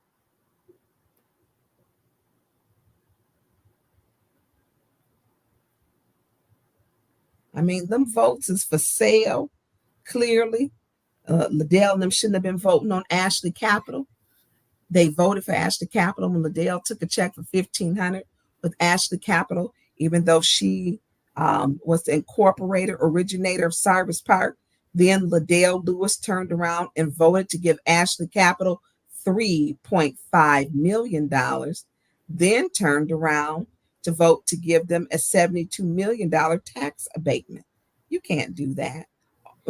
So it's really like in everybody's face. Quincy Murphy, there was a lawnmower that was given to Habitat for Humanity, and Habitat stated that lawnmower is in his possession in an article to M Live. Quincy Murphy also had $4,750 in gifts and gift cards that was given. And an email confirmed it in December 2022 when one of the secretaries, I was in there, she had to send the email to let them know to come pick it up. So Quincy sent to Ashley Capital for about $16,000. And he voted yes to approve Ashley Capital to give them $3.5 million of the ARPA funds. And then to $3.5 million in ARPA funds. And then Quincy voted to give them a $72 million tax abatement. Well, they had pretty much, that vote looks like it was bought. Councilman Pfeiffer did ask, however, and it was, I do have that. He asked them to refrain from voting and to not vote for Ashley Capital. And, they're just so rude. I mean, they took their stance that they was going to vote. And they voted. They both took money and received gifts and gratuity, which states you cannot take, and they did. That one's not it. Yeah, now I've been going through it. I know I'm gonna go look for where they at. I don't know. Can you go over to my page? It's on my page. Yeah, that's what I'm on your page right now looking for them. Got them. There we go.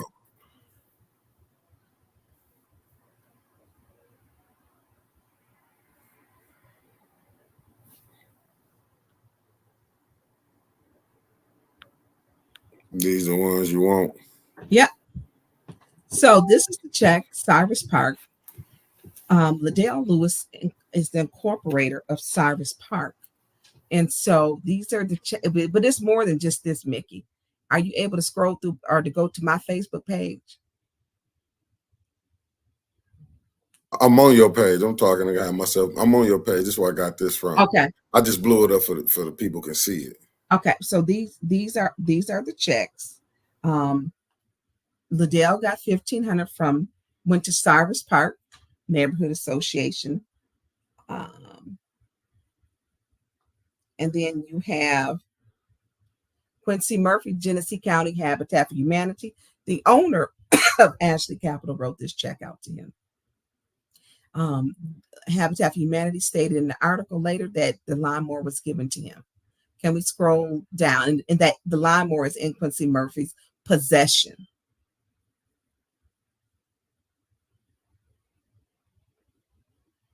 Okay, the Dubuque, Iowa. Can we blow that one up? The Dubuque, Iowa. And it tells you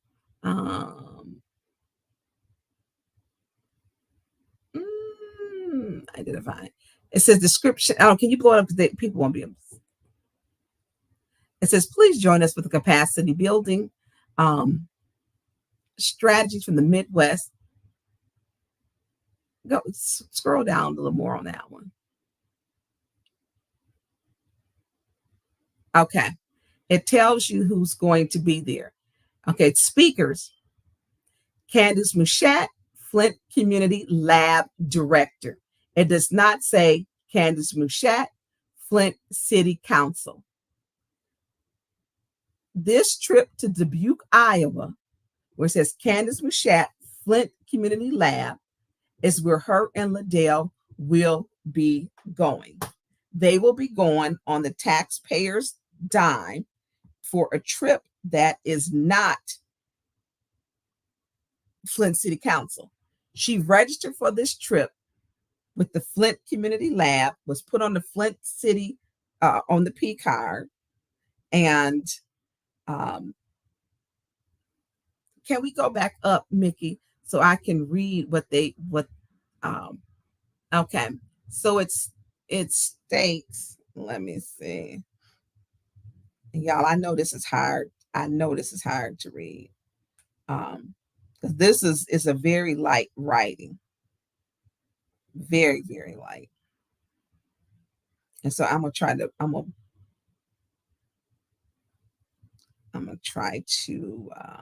okay, here we go. I'm gonna blow it up to read. So it says description, join us for as we learn capacity building strategies from two Midwest nonprofits. This is Candace is going with her nonprofit, okay? Her nonprofit, not city council. This is not my description. It's in there. Y'all got the documents. First, we'll hear from Jeff Severin and Michelle DeHaven as they share the role of the Heartland Environmental Center and center, including challenges facing communities. Now I'm gonna skip on. Next, Candace Mouchette and Liddell Lewis. Candace Mouchette and Liddell Lewis will introduce Flint Community Lab and its positive impact on the city of Flint. The duo will illustrate strategic actions the organization performs. The organization, the Flint Community Lab, and is speaking to her nonprofit. She's one of the two nonprofits. This is not Flint City business, but the city of Flint is paying for it. City of Flint should not be paying for their trip April 23rd to Dubuque, Iowa. And then scroll back up, Mickey, again, where it states her name at that bottom and blow that up. So it states, Mickey, can you blow that part up, her name? I got you. And where it says Flint Community Lab. So it says speakers, Candace Mushat, Flint Community Lab. It does not state Candace Mushat, Flint City Council. Interim. It does not state interim. It does not state Flint City Council, anything. This is for her job at the Flint Community Lab. But they have put this on. It has been paid for. It's on the city's P card.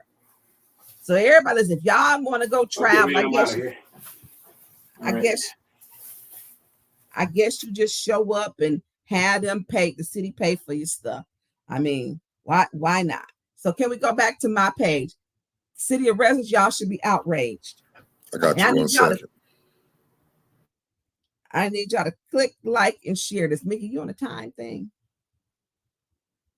Or do you need me to wrap up? How much more you was trying to do?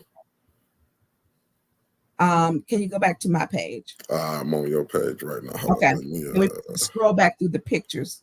Hold on. Okay. Go this way. Keep going. I can't see. Oh, hold on. Let me put this back on. My bad. I blew you up. That's why I was moving back behind the scenes. Okay. You want me to go back this way to? I mean, hold up. Nope. This way. Let's filter through. Let's start at the top filter part. So I can. So this one, I believe, is the. Okay. So this is where the check for Cyrus Park. Can you blow that one up? Oh, you said the check. Yep, right there. That one. This one right here. Yep. So articles of incorporation. This is for Cyrus Park. Cyrus Park. It was incorporated and originated by Liddell Lewis. Her name is on it. So can you scroll that one down? Her name is on that one. And it states right there, agent name, Liddell Lewis. Okay, can you scroll to the next one because it shows she was the incorporator. Because Judy will say, oh, it's the nonprofit. No, she's the originator. Oh, it's her scroll nonprofit. To the next one. I got you. Yeah. 1 second. Yeah. I got you. Blow that one up. Liddell Lewis. This is Cyrus Park. Signature, Liddell Lewis. Title, Incorporator. Liddell Lewis created Cyrus Park. Let's scroll to the next one. She's the incorporator, the originator. She voted to give herself. Now this is, I want to go to the one where the resolution. So go to the next one. That was Candace's, where they was asking 300,000. That's Quincy Murphy, where they stated he with the line with no. It should look like a resolution. Yep, there we go. Blow that one up. 240058. Resolution allocating ARPA funds to award funds to the neighborhood engagement, which serves as the fiduciary to Cyrus Park. Scroll up so we can see they're down. Yeah. So Cyrus Park was awarded $50,000. Who was the incorporator of Cyrus Park? Liddell Lewis. Now, what she tried to do was switch it up and took her name off when I first found out about it and took her name off as director and president. But you're still the incorporator. You're still the incorporator. She voted to give herself $50,000. $50,000. She voted yes on her own resolution. She should have recused herself from. She's affiliated with. She's the originator, the incorporator. This is her nonprofit. She needs to be in prison for this. Let's scroll through Mickey. So she'll try to tell you, she'll try to play the slick game. Can you prove? I don't prove. Look, it's right there. What she should have did was recused herself. Cyrus Park, 15. That's the Ashley Capital. She should have been in prison for that one. She turned around and voted to give Ashley Capital $3.5 million. And then she voted to give Ashley Capital she voted yes for a $72 million tax abatement. Her and Quincy. They should have recused themselves. They both need to be in prison. Let's go to the next one. Yep, I got you 1 second for the switch over there too.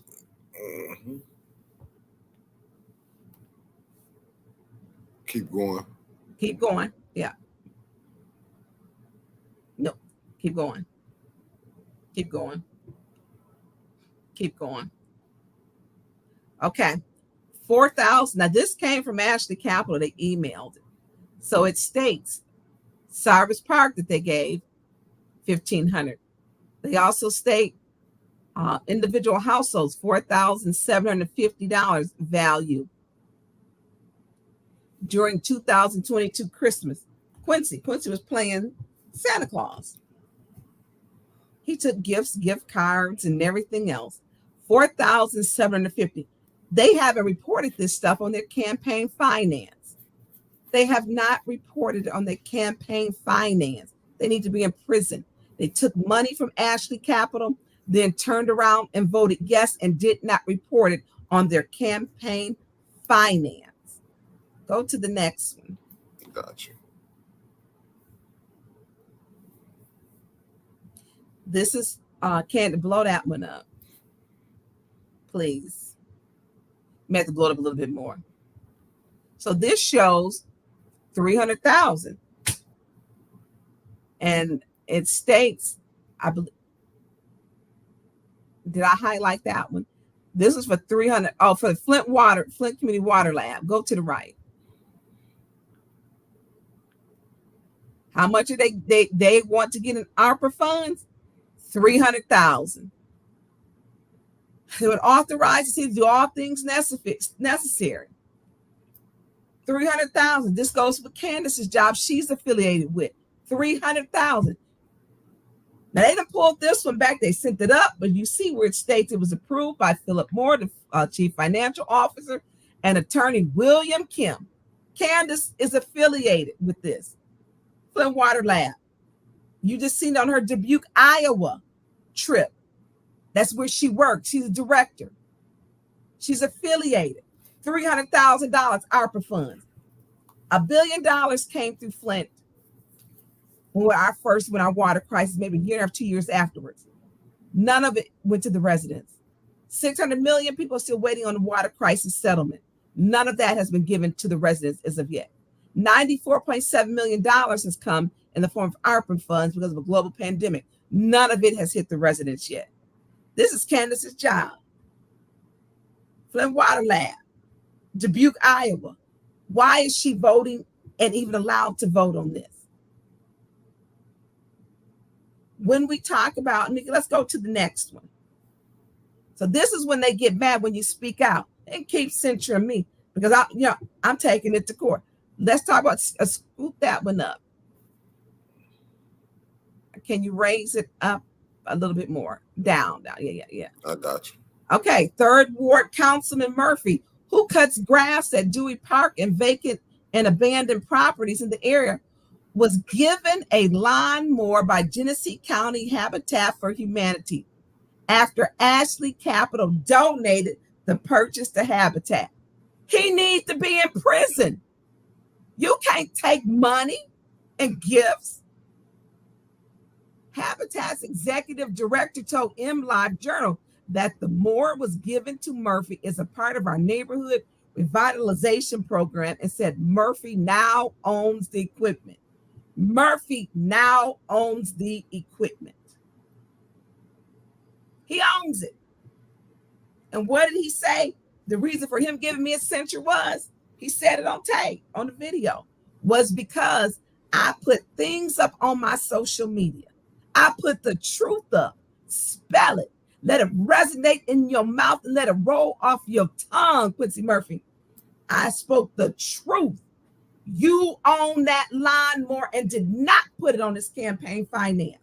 He didn't put the $11,000 on there. He didn't put the $4,750 on there. And then he turned around and voted for Ashley Capital to give them $3.5 million and to give them a $72 million tax abatement. He should have recused himself. He took gifts. Mickey, go down to the charter part, please. I just sent that one to you where you cannot take gifts. Let me come out of this 1 second. I got you. Hold on 1 second.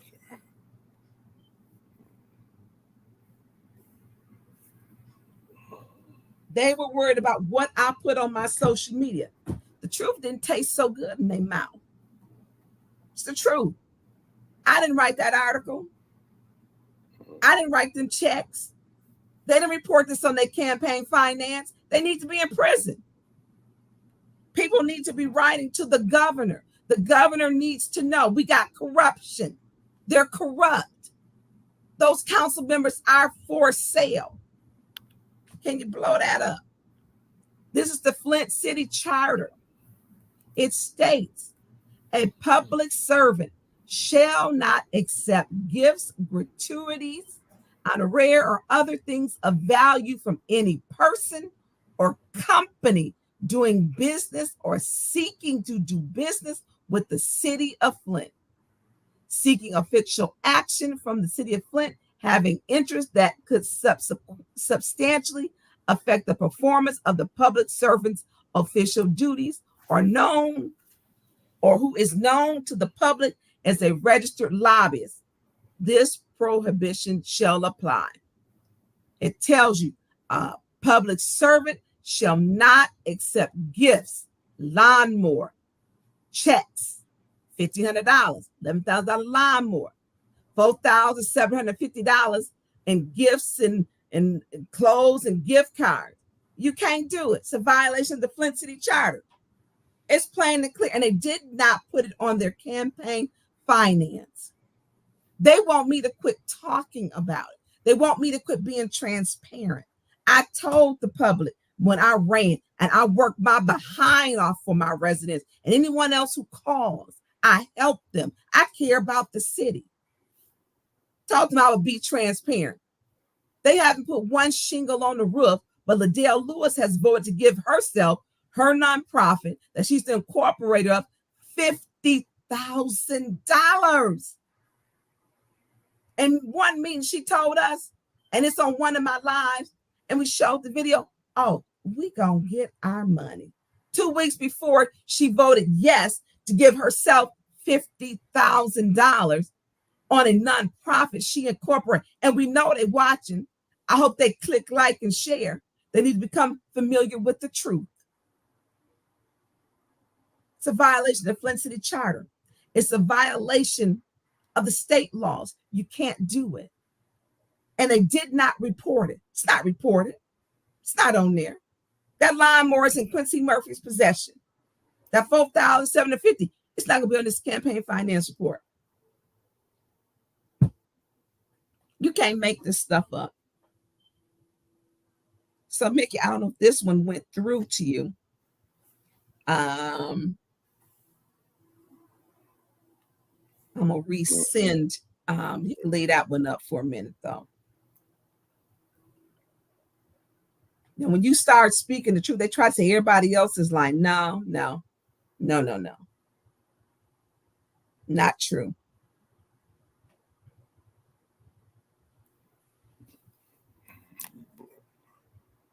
I'm sorry about this, Mickey. I'm going to send.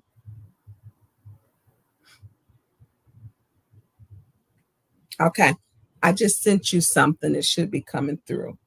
I got it. And you put, yeah. And then you can shuffle back and forth. So to show you, you can put whichever one comes up first. I got you. I'll put this one up. This is the first one.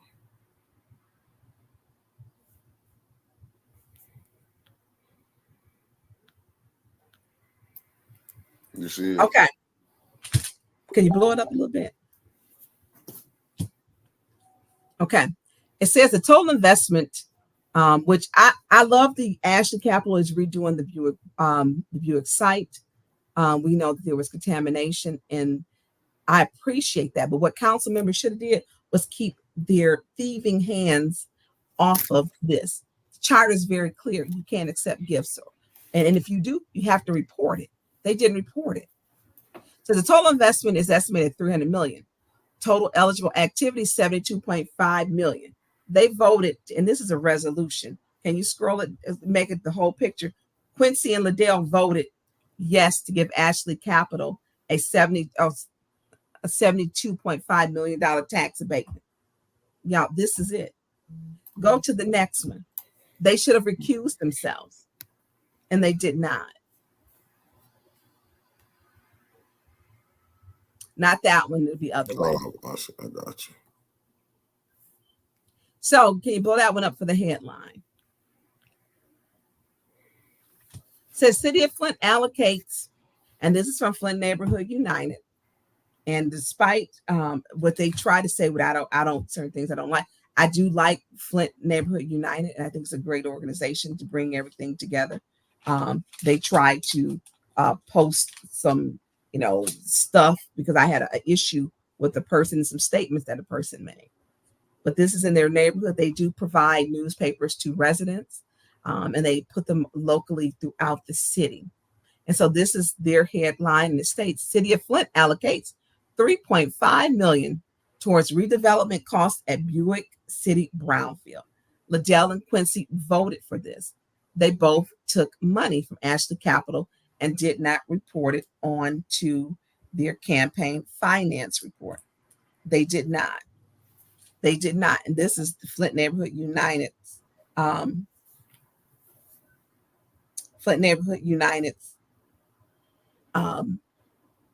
paper. And so both of them did. Now, this is interesting. I know, why is the city seal on that?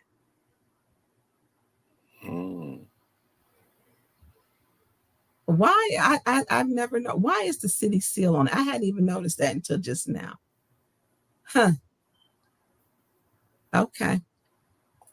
So they voted $3.5 million to give towards the Brownsfield when they should have recused themselves.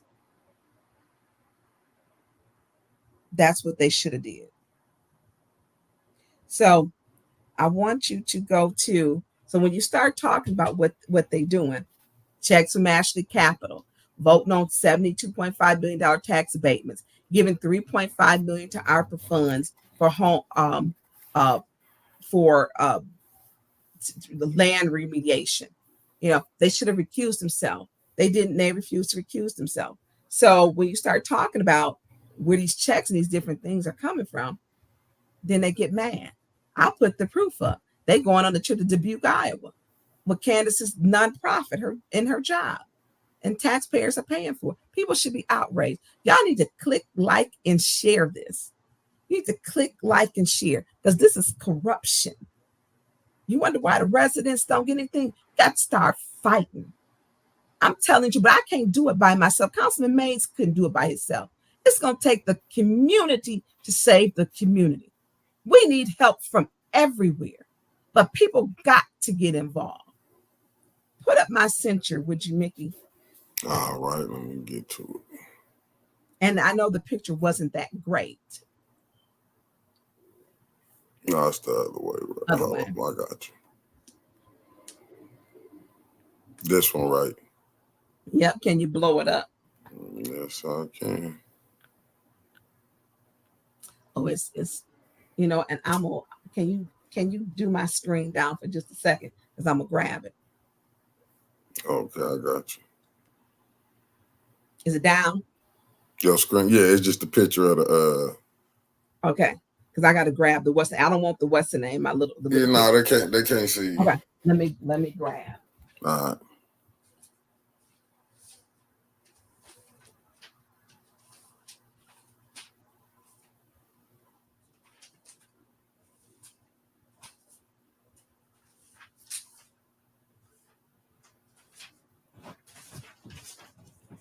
Okay. So I know this is a poor picture, y'all, and that's why I'm going to read it.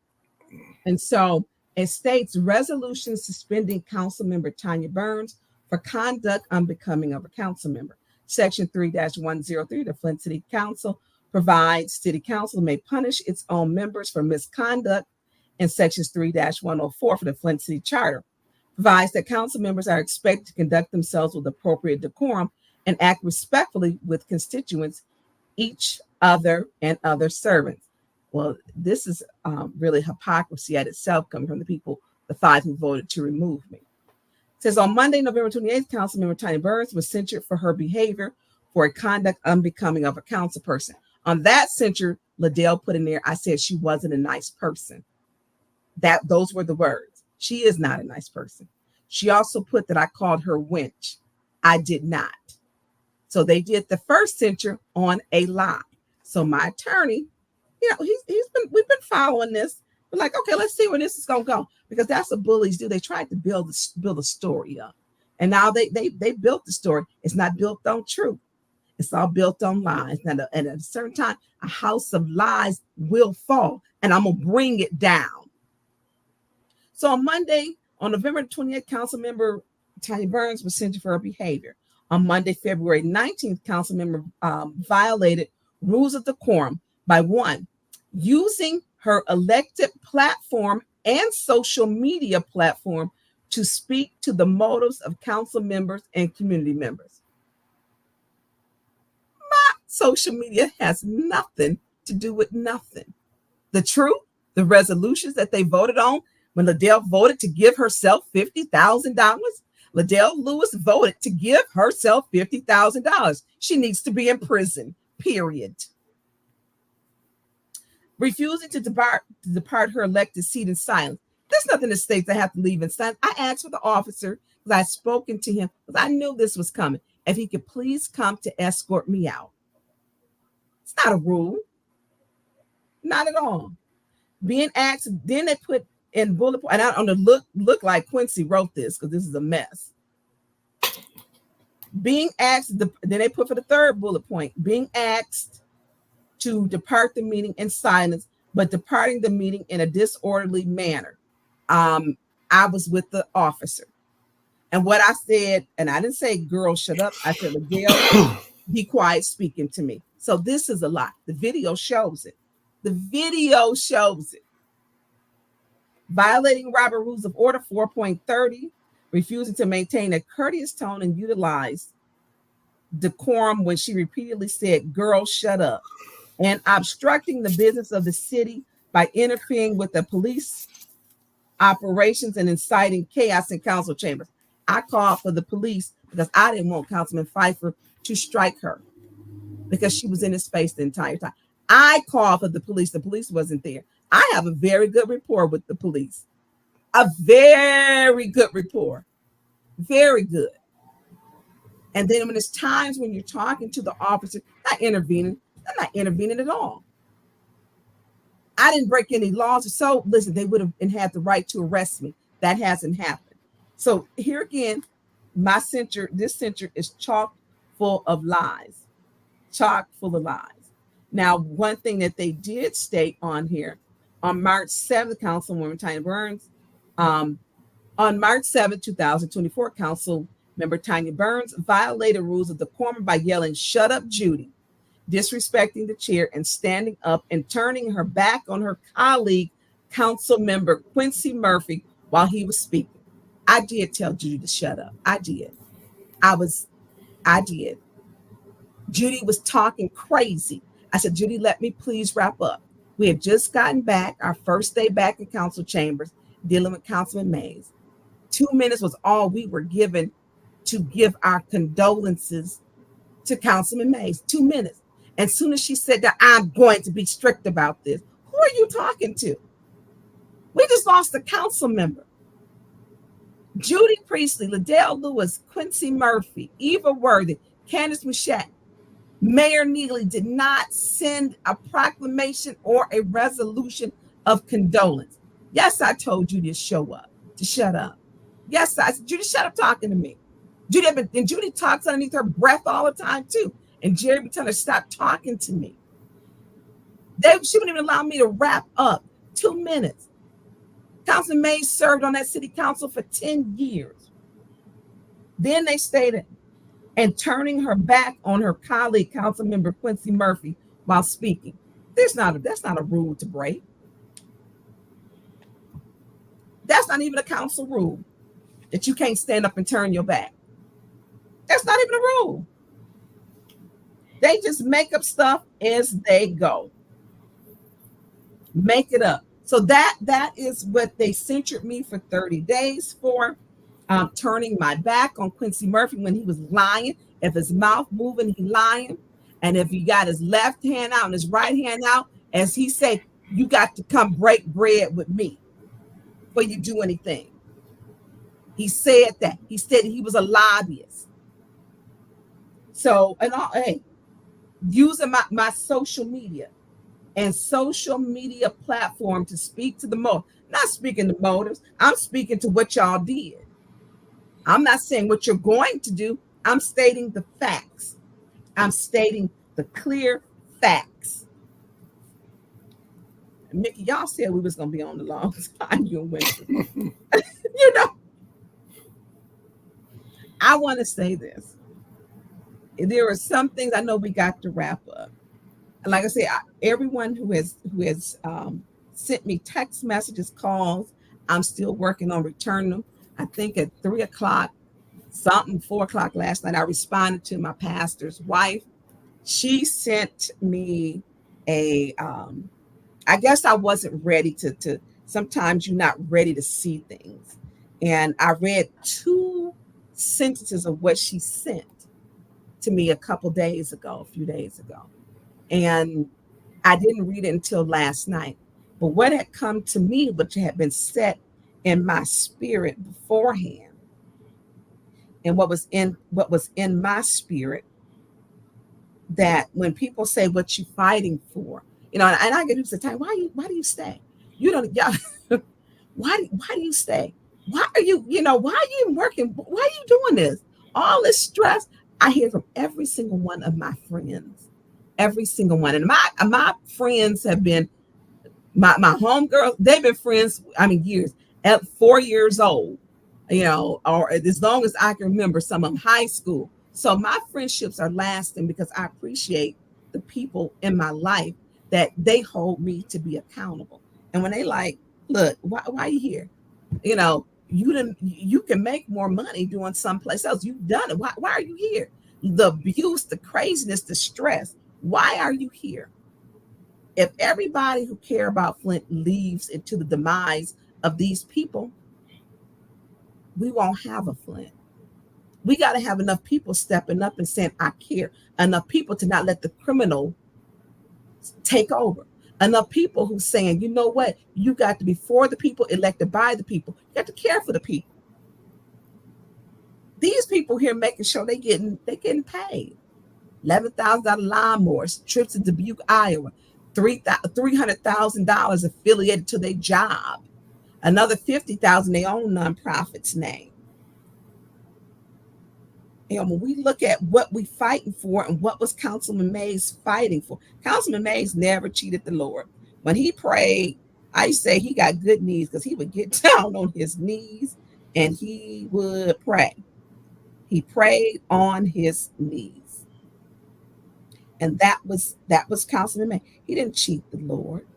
He knew that outside of this life, that God and his glories and his riches was not to be given here on this earth, that he would get them in heaven. So what are we fighting for? Mickey, can you put that up? And who are we fighting for?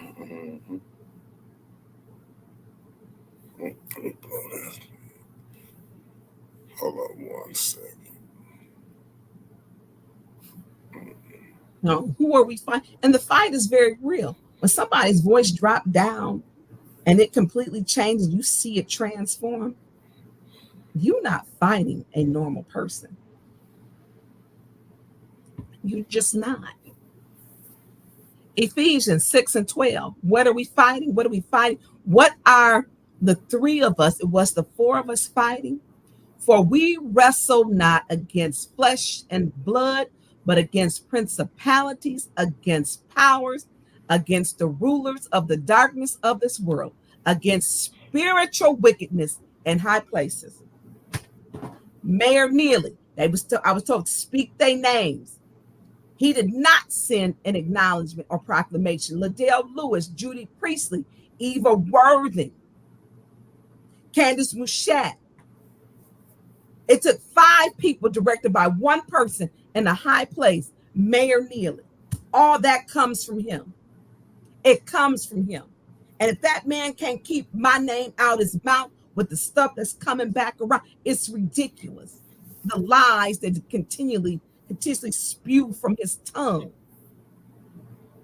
For we wrestle not against flesh and blood, but against principalities, against powers, against the rulers of the darkness, and this world against spiritual wickedness in high places. You got to pray this thing up out of here. Cast out, and them some demons. When somebody transformed the way Liddell transformed, she sat in the seat that wasn't even hers. Entire night she antagonized, she provoked, she harassed Councilman Pfeiffer so she could get a highlight in the news to say this white man who called me a monkey struck me, he hit me, he's a racist. She wanted that. She wanted that. They don't get mad when I stood in between him and her and I turned my back to that demon. I put my back to that demon. And she said, and forgive me, Lord, there's not more. She said, bitch. I said, Pfeiffer, you need to get up. He got up and he left because they were taunting him all night long. When you put your back to a demon, you claim in the name of Jesus, I bind you up and rebuke you in the name of Jesus. They can't handle it. They can't handle it. So I read last night, and this verse was given to me in the past 2 weeks, because you can tell what was going on when you be speaking the truth. You know what's going to happen. So I was given this by my pastor's wife, says, I, Tonya, just want to say that we have been watching everything going on. Pastor and I have been reading Psalms 35 every day since you were wrongfully removed from your seat. These are demons that you are fighting, and we are praying without ceasing. Read Psalms 35 every day. Place the demons' names in there while reading. Example, plead my cause, O Lord, with them, but instead add their names. Do this every day, and we will watch God move together. I am so angry at how they are trying to come against you, but they will fail because evidently they don't know the God we serve. Come on now. I had not even read what she sent to me a couple of days ago, and I didn't respond back to her until last night at 4:03 a.m. I had not even read what my pastor's wife had sent. Sometimes we don't know who's looking out for us, but I know I got a praying mama and a praying aunt, a praying pastor, praying people who have continued to lift me up and to cover me in the blood of Jesus. So when they say you're supposed to speak their names, and when I looked up Psalms 35, and when I looked it up to read it, because I don't know them all by heart. I'm not a pastor. I am a student of the word, which makes I always got a lot to learn. But Psalms 35 states, plead my cause, O Lord, with them that strive with me. Fight against me that fight against me. Take hold of the shield and buckler and stand up mine. Help. Draw out also the spear and stop the way against them that persecute me. Say unto my soul, I am the salvation. Let them be confronted. That would be Mayor Neely, Liddell Lewis. That would be Candace Mushat, Eva Worthing, Quincy Murphy. Let them be confronted and put to shame that seek after my soul. Let them be turned back and be brought to confusion that devise my hurt. Let them be as chaff before the wind, and let the angel of the Lord chase them. Let their Let their way be dark and slippery, and let the angel of the Lord persecute them. This ain't my fight. And that is going to be, I am obedient to stating that. That will be my prayer. I was instructed by my pastor, say it every day and put their names in. You got to be bold in this. When you're sitting up wondering why you ain't got no hot water heater, why your water bill too high, why no roofs have been put on, no furnaces have been put in, why over $1 billion have made it to Flint. Flint residents ain't seen a dime. Why we look like it's an abandoned city, like it looks like the entire every industry that went out of here. When you wonder why you hear everybody else getting money, but it'll never make it to your neighborhood. When you wondering why you got council members getting $11,000 lawnmowers, voting to give themselves $50,000 for nonprofits they incorporated. When they take $4,750 in gratuity or in gifts. This ain't what I'm making up. Then they voting to give $1 billion industries and companies, giving them $3.5 million, $72 million tax abatements. They becoming the fat cats. And they running people out of here. Y'all got to stand up. Our next council meeting is April 3rd and April 8th. April 3rd is committee. April 8th is the city council meeting where it is the special affairs. Y'all need to be there. We fighting principalities. Something is wrong with them people. We need the residents to stand in the gap. 20% of people vote in the city of Flint, 80% don't vote. You ask for somebody to bring you the truth. I'm giving you the truth. We need y'all to show up. We need residents to show up. Write a letter to Governor Whitmer. Go to the Office of Inspector General. Send complaints. I put the documents up. I can't be the only one putting them up. We don't have Councilman May's voice anymore. They tried to make it seem like something was wrong with him. He was speaking the truth. The truth. They couldn't handle the truth. Mickey? Yes, ma'am. This might not be the longest show you did. But I don't know where everybody at. And listen, y'all, if you pray for the city. Pray for our leaders. Pray.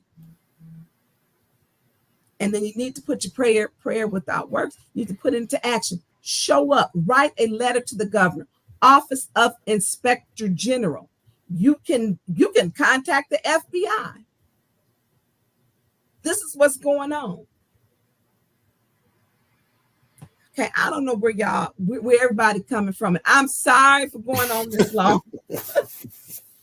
But stuff like this, listen, they suspended me because I turned my back on Quincy Murphy. I turned my back on that demon too. I sure did. And what did it do? It bothered the demon. Why? They put it in there. I turned my back on it. It bothered them. They didn't put this thing chock full of lies. City attorney has a responsibility to make sure they protect the interests of the city of Flint, and the city attorney did not. They should have told them this is ridiculous. Social media, I turned my back. Come on. No. Just no. Okay. I don't know where everybody from. Mickey, I don't know. And I have not read any comments, y'all. It is hard. We know we kind of like a two-man show. I mean, we doing it all. Well, they said put it on your page, but Lumi did put it up. Far as the right to Gretchen Whitmer, I was putting it up for the people who can see it. I did have it on the page, the link he had put up. So it's in the chat. Lumi is from Florida. Thank you, Lumi. You know, we need to do that. We got to quit letting people walk all over us. Life can be better, but we got to get involved. We got to get involved. They've been put up a Councilman Mays, a headstone, put up one for me. Oh, I'm not receiving that garbage. I bind them demons up and rebuke them in the name of Jesus. In the name of Jesus. The devil is a lie. The devil is a lie. Liddell is a lie. That fake page is a lie. Everybody behind that fake page, that Linda page, is a lie. I bind them up and rebuke them in the name of Jesus. And we'll be finding out who they is real soon. How about that one? You don't get to hide behind that stuff too much longer. So wherever you are at, I want to tell y'all thank you. Thank you for sharing your time with me. Giving your input. And I wish I could have read some of the comments. We a one-man show or two-man show. Mickey doing about 50 things over there. I'm doing about 25. And then we're trying to make sure that we keep it going. One thing I do want to say, if y'all can click like, share, when we bringing y'all the truth, if y'all can please donate to Cash App, $810 News Media Group. These type of shows, I don't get paid for this. This is just to keep the lights on. We're asking that if you could donate minimum of $5. If you want to do $50, you want to do $100. Shows like this, keep it going. Shows like this is what we need. Flint could be any city, but it takes people to stand up. It took Councilman Mays to stand up. He spoke his truth. He spoke the truth for the people. You've got to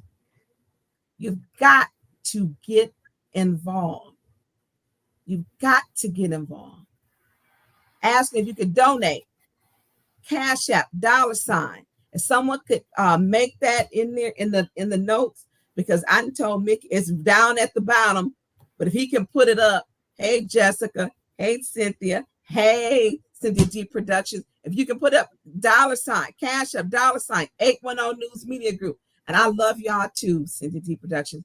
I love y'all. I do this. I don't get paid. I do this because I love people. I want something better for my community. Hey, Veronica, thank you for the support from all the way from Las Vegas. Thank you. I want a better community. This could be anywhere. Thank you, Taz Montana from Detroit. Thank you. Keep praying. Keep us listening. They coming after me.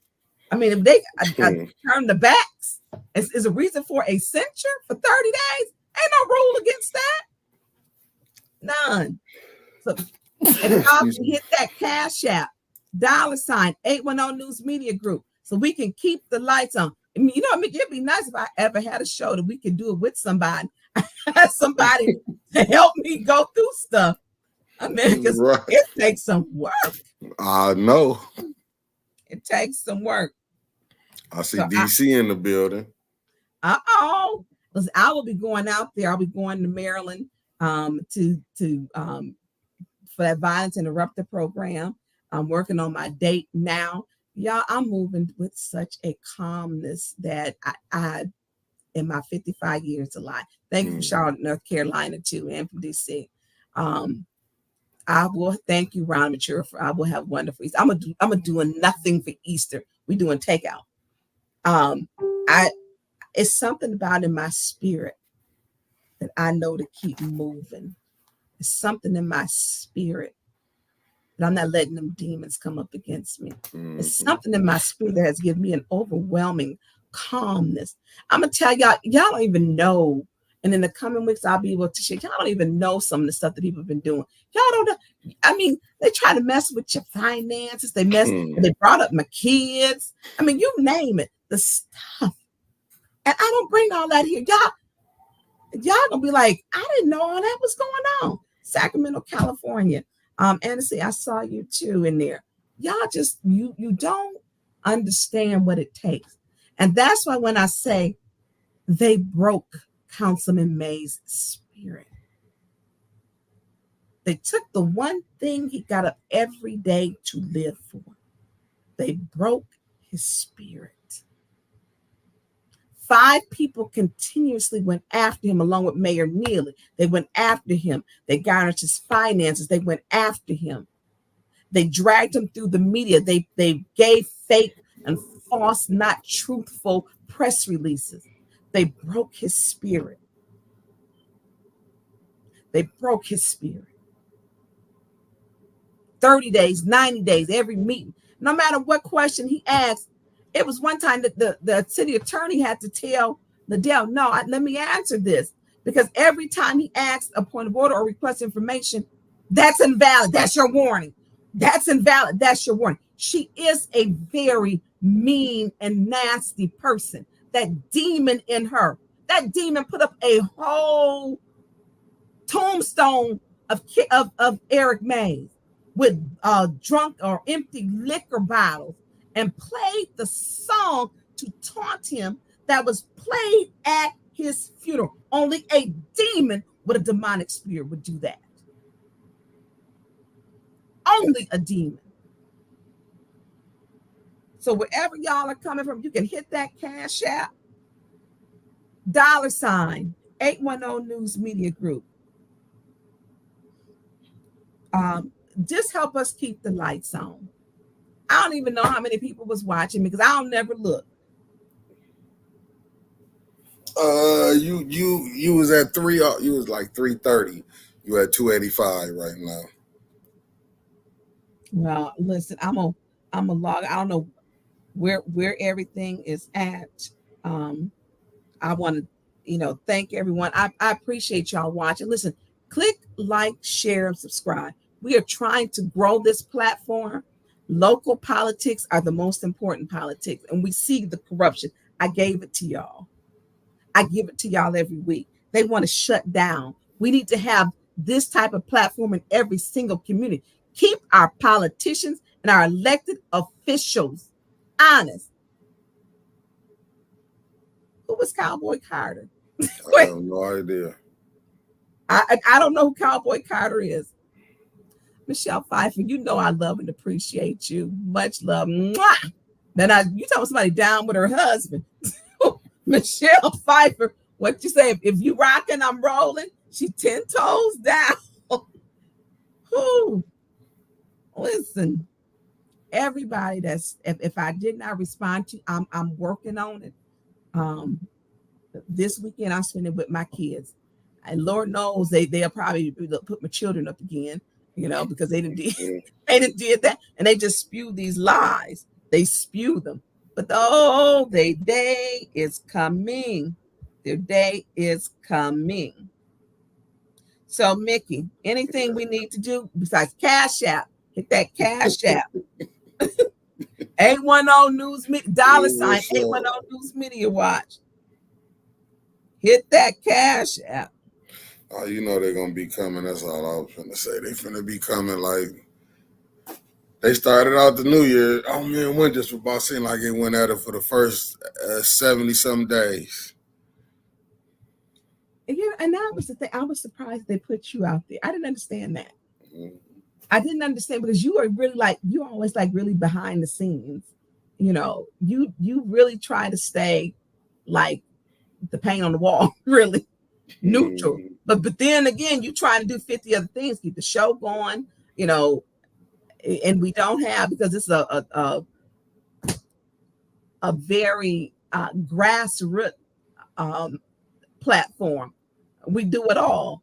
And you got to take the trash out, clean up the office. You got to be the audio man, the visual man. You got to be your own researcher. You doing it all. Here. Then you got to be your own, the host or whatever of the show, and it's a lot of work. So if y'all can hit that $, a Cash App, $ 810 News Media Group. I do not get money for this. I do it for the love of the people, that we need to have some honesty and some integrity. I want every city in the U.S. hold your elected officials accountable. This needs to catch on fire so that other local municipalities, cities, talk about the same thing. Thank you, Lumi. He put up for Debbie Stabenow. Thank you, Lumi. We have got to let these people know. And let me tell you what I got a call from. I can't tell you who I got it from. So I got a call, and they said, we're watching. We want you to know everything that you're doing. We see it. Because those ARPA funds, as hard as they were fought for, if they are not spent correctly, they won't be voting to give Flint no more money if money come around again. I was surprised at the call. Very surprised. The call was a real call. Because they watch, when they give us money, we don't spend it right. The ARPA was very specific. you have to get the money back. As much money and investment that Flint needs into economic development, we need it. When we got council people who got their hands all over it and getting their portion, which is not their portion, and the new hustle is to have a nonprofit. We will have 3 council members. 3 council members are now currently on the Flint City Council that have nonprofits. 3 council members on the Flint City Council have nonprofits. 3 of those people will be receiving or have received ARPA funds. 3 council people. Whatever the people, show me a roof where they put a roof on for a resident. Show me where they put a furnace in. Show where they put, some windows in with ARPA funds. They haven't did it. Hasn't been done. So I'm going to keep speaking my truth. And yes, I'm going to continue to turn my back on demons. Yes, I am. I most certainly am. I turned my back on Liddell, and I turned my back on Quincy. I'm going to continue to do and move forward as the residents have instructed me to do, and as the Lord God Almighty has instructed me to do. I'm dealing with that craziness with them. So, Mickey. Yes, ma'am. Anything you want to say before we close out? No, I ain't really got nothing to say. I enjoy what you put down today. It's just, they probably finna be the next 2 hours really battling with you. But you know what, family? We'll be in the clubhouse tonight at 7:30. I don't know how to get in the clubhouse. You gotta go get your club. You gotta go to the app, create your app, and then just go look for 810 News Media Group, and you will see us. And I had Deldrin looking out for you because he the one really run the clubhouse. Him and Anna. And Anna said, get at her when you come out to DC. Oh, I'm coming. Listen, and I'm ready. Ready. I will be out there. My sister stays in Upper Marlboro, and I got to stay with her. She won't. I got to stay with her. But I will be. I don't know if I'm on the. Like I said, I'm going out there for the Violence Interrupter program. It's a program that I've been wanting. I've talked to, and I've had to reschedule it twice. And so, Anna, I will definitely get at you, so we can meet in person. And also Missy Sharp, she's out there too. Missy came to Flint, and we were able to meet Missy Sharp. She lives in DC area. Skeptical JP, DC will welcome you. Listen, I'm holding y'all to that. I'm holding y'all to that. So Mickey, I want to tell you thank you for all you do. Today was a lot to cover. Today was a lot. I did not do a show last week. A lot of things have transpired and things continue to transpire. Mm-hmm. I want everyone to have, I want to say thank you to you, Mickey. I couldn't do what I do, Mickey, if it wasn't for you. I couldn't do what I do if it wasn't for you. And I appreciate you along this journey as we put the truth out there along with the documents. They up there, y'all. They're up there. So I want everybody to have a good weekend, a good holiday weekend. If you celebrate Easter, I do. Enjoy this weekend. Take some time for yourself. Say a prayer for the Flint City Council. Say a prayer for our city because we need it. Say prayers for our city. Listen, I'm gonna have to go do like Councilman May. I'm gonna have to go back to praying on. You have to pray on your knees. Take it to the Lord on your knees because this stuff we up against. Woo. See here, go Ross Garrison said this all you got to do. It says once you download the app, just click the link on the 810 page, then it will take you to the trap. They call it the clubhouse. Come on. You can come on with us. It's the clubhouse trap. But it'd be good conversations going on. It don't be wild or nothing. Okay, y'all text me when I tried to get the app. I'll be like challenged with stuff. Yes, I may have to delete a couple apps because when you got I think my iPhone is an iPhone 11, so limited space. Got you. I don't be trying to have this phone. They'll get you. You paying for them phones. So I'm like, that phone been paid off. That phone been paid off since 2020, and I'm like, I ain't trying to get another phone. But right. This phone, and I'm probably gonna have to. But I'm gonna have to see what y'all talking about. But I'm gonna see if I can if I got enough room to upload an app. But I don't even have a lot of apps on my phone. See, you should be good. You should be No, good. you know how many pictures I got on my phone? Oh, probably 1 million. 30-some thousand. Oh, wow. And screenshots. And yeah, it is literally that's why. So I have 32,838 pictures. Yeah. And of that, like screenshots, because I it's easy because you keep your phone with you. I got 17,727 screenshots. So that's working. That part, because I want to make sure the stuff that I bring, to bring, the truth. So anyways, I want everyone to enjoy the weekend. And I want you and Nikki to and the kids to have a good weekend.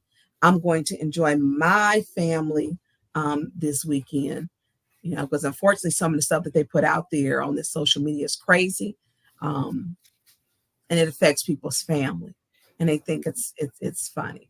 And to Councilman Mays' family, I want to apologize that they keep putting up the tombstone. Councilman Mays has been laid to rest, and these people are still making jokes out of his death. It's inconsiderate, it's shameful, and it's hurtful. They shouldn't be doing it. There's a special place for them in hell for doing that. So Mickey, sign us off. And look, everybody, do something good. Be nice to somebody. Do something you don't normally do. Enjoy yourself, whatever it is. But make sure, if we didn't learn nothing else, give people their flowers while they are living. If you love someone, let them know. If you have a ridiculous beef, cross the line and correct it. Be the person that steps out there. Don't prevent loving someone over something that's not even worth it. Be the bigger and the better person. Clear up the beefs and the misunderstandings. Don't hold on to that hatred. Speak your truth and keep on moving. Councilman Mays was giving his flowers before he passed away. He had a beautiful, beautiful home going. It was beautiful.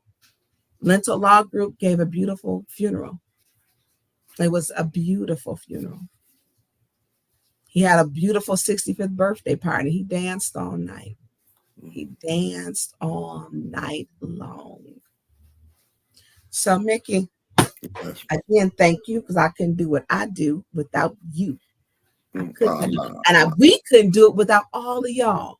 Yes, we couldn't do it without all of y'all out there supporting us. Click like, share, and subscribe. Click like, share, and subscribe.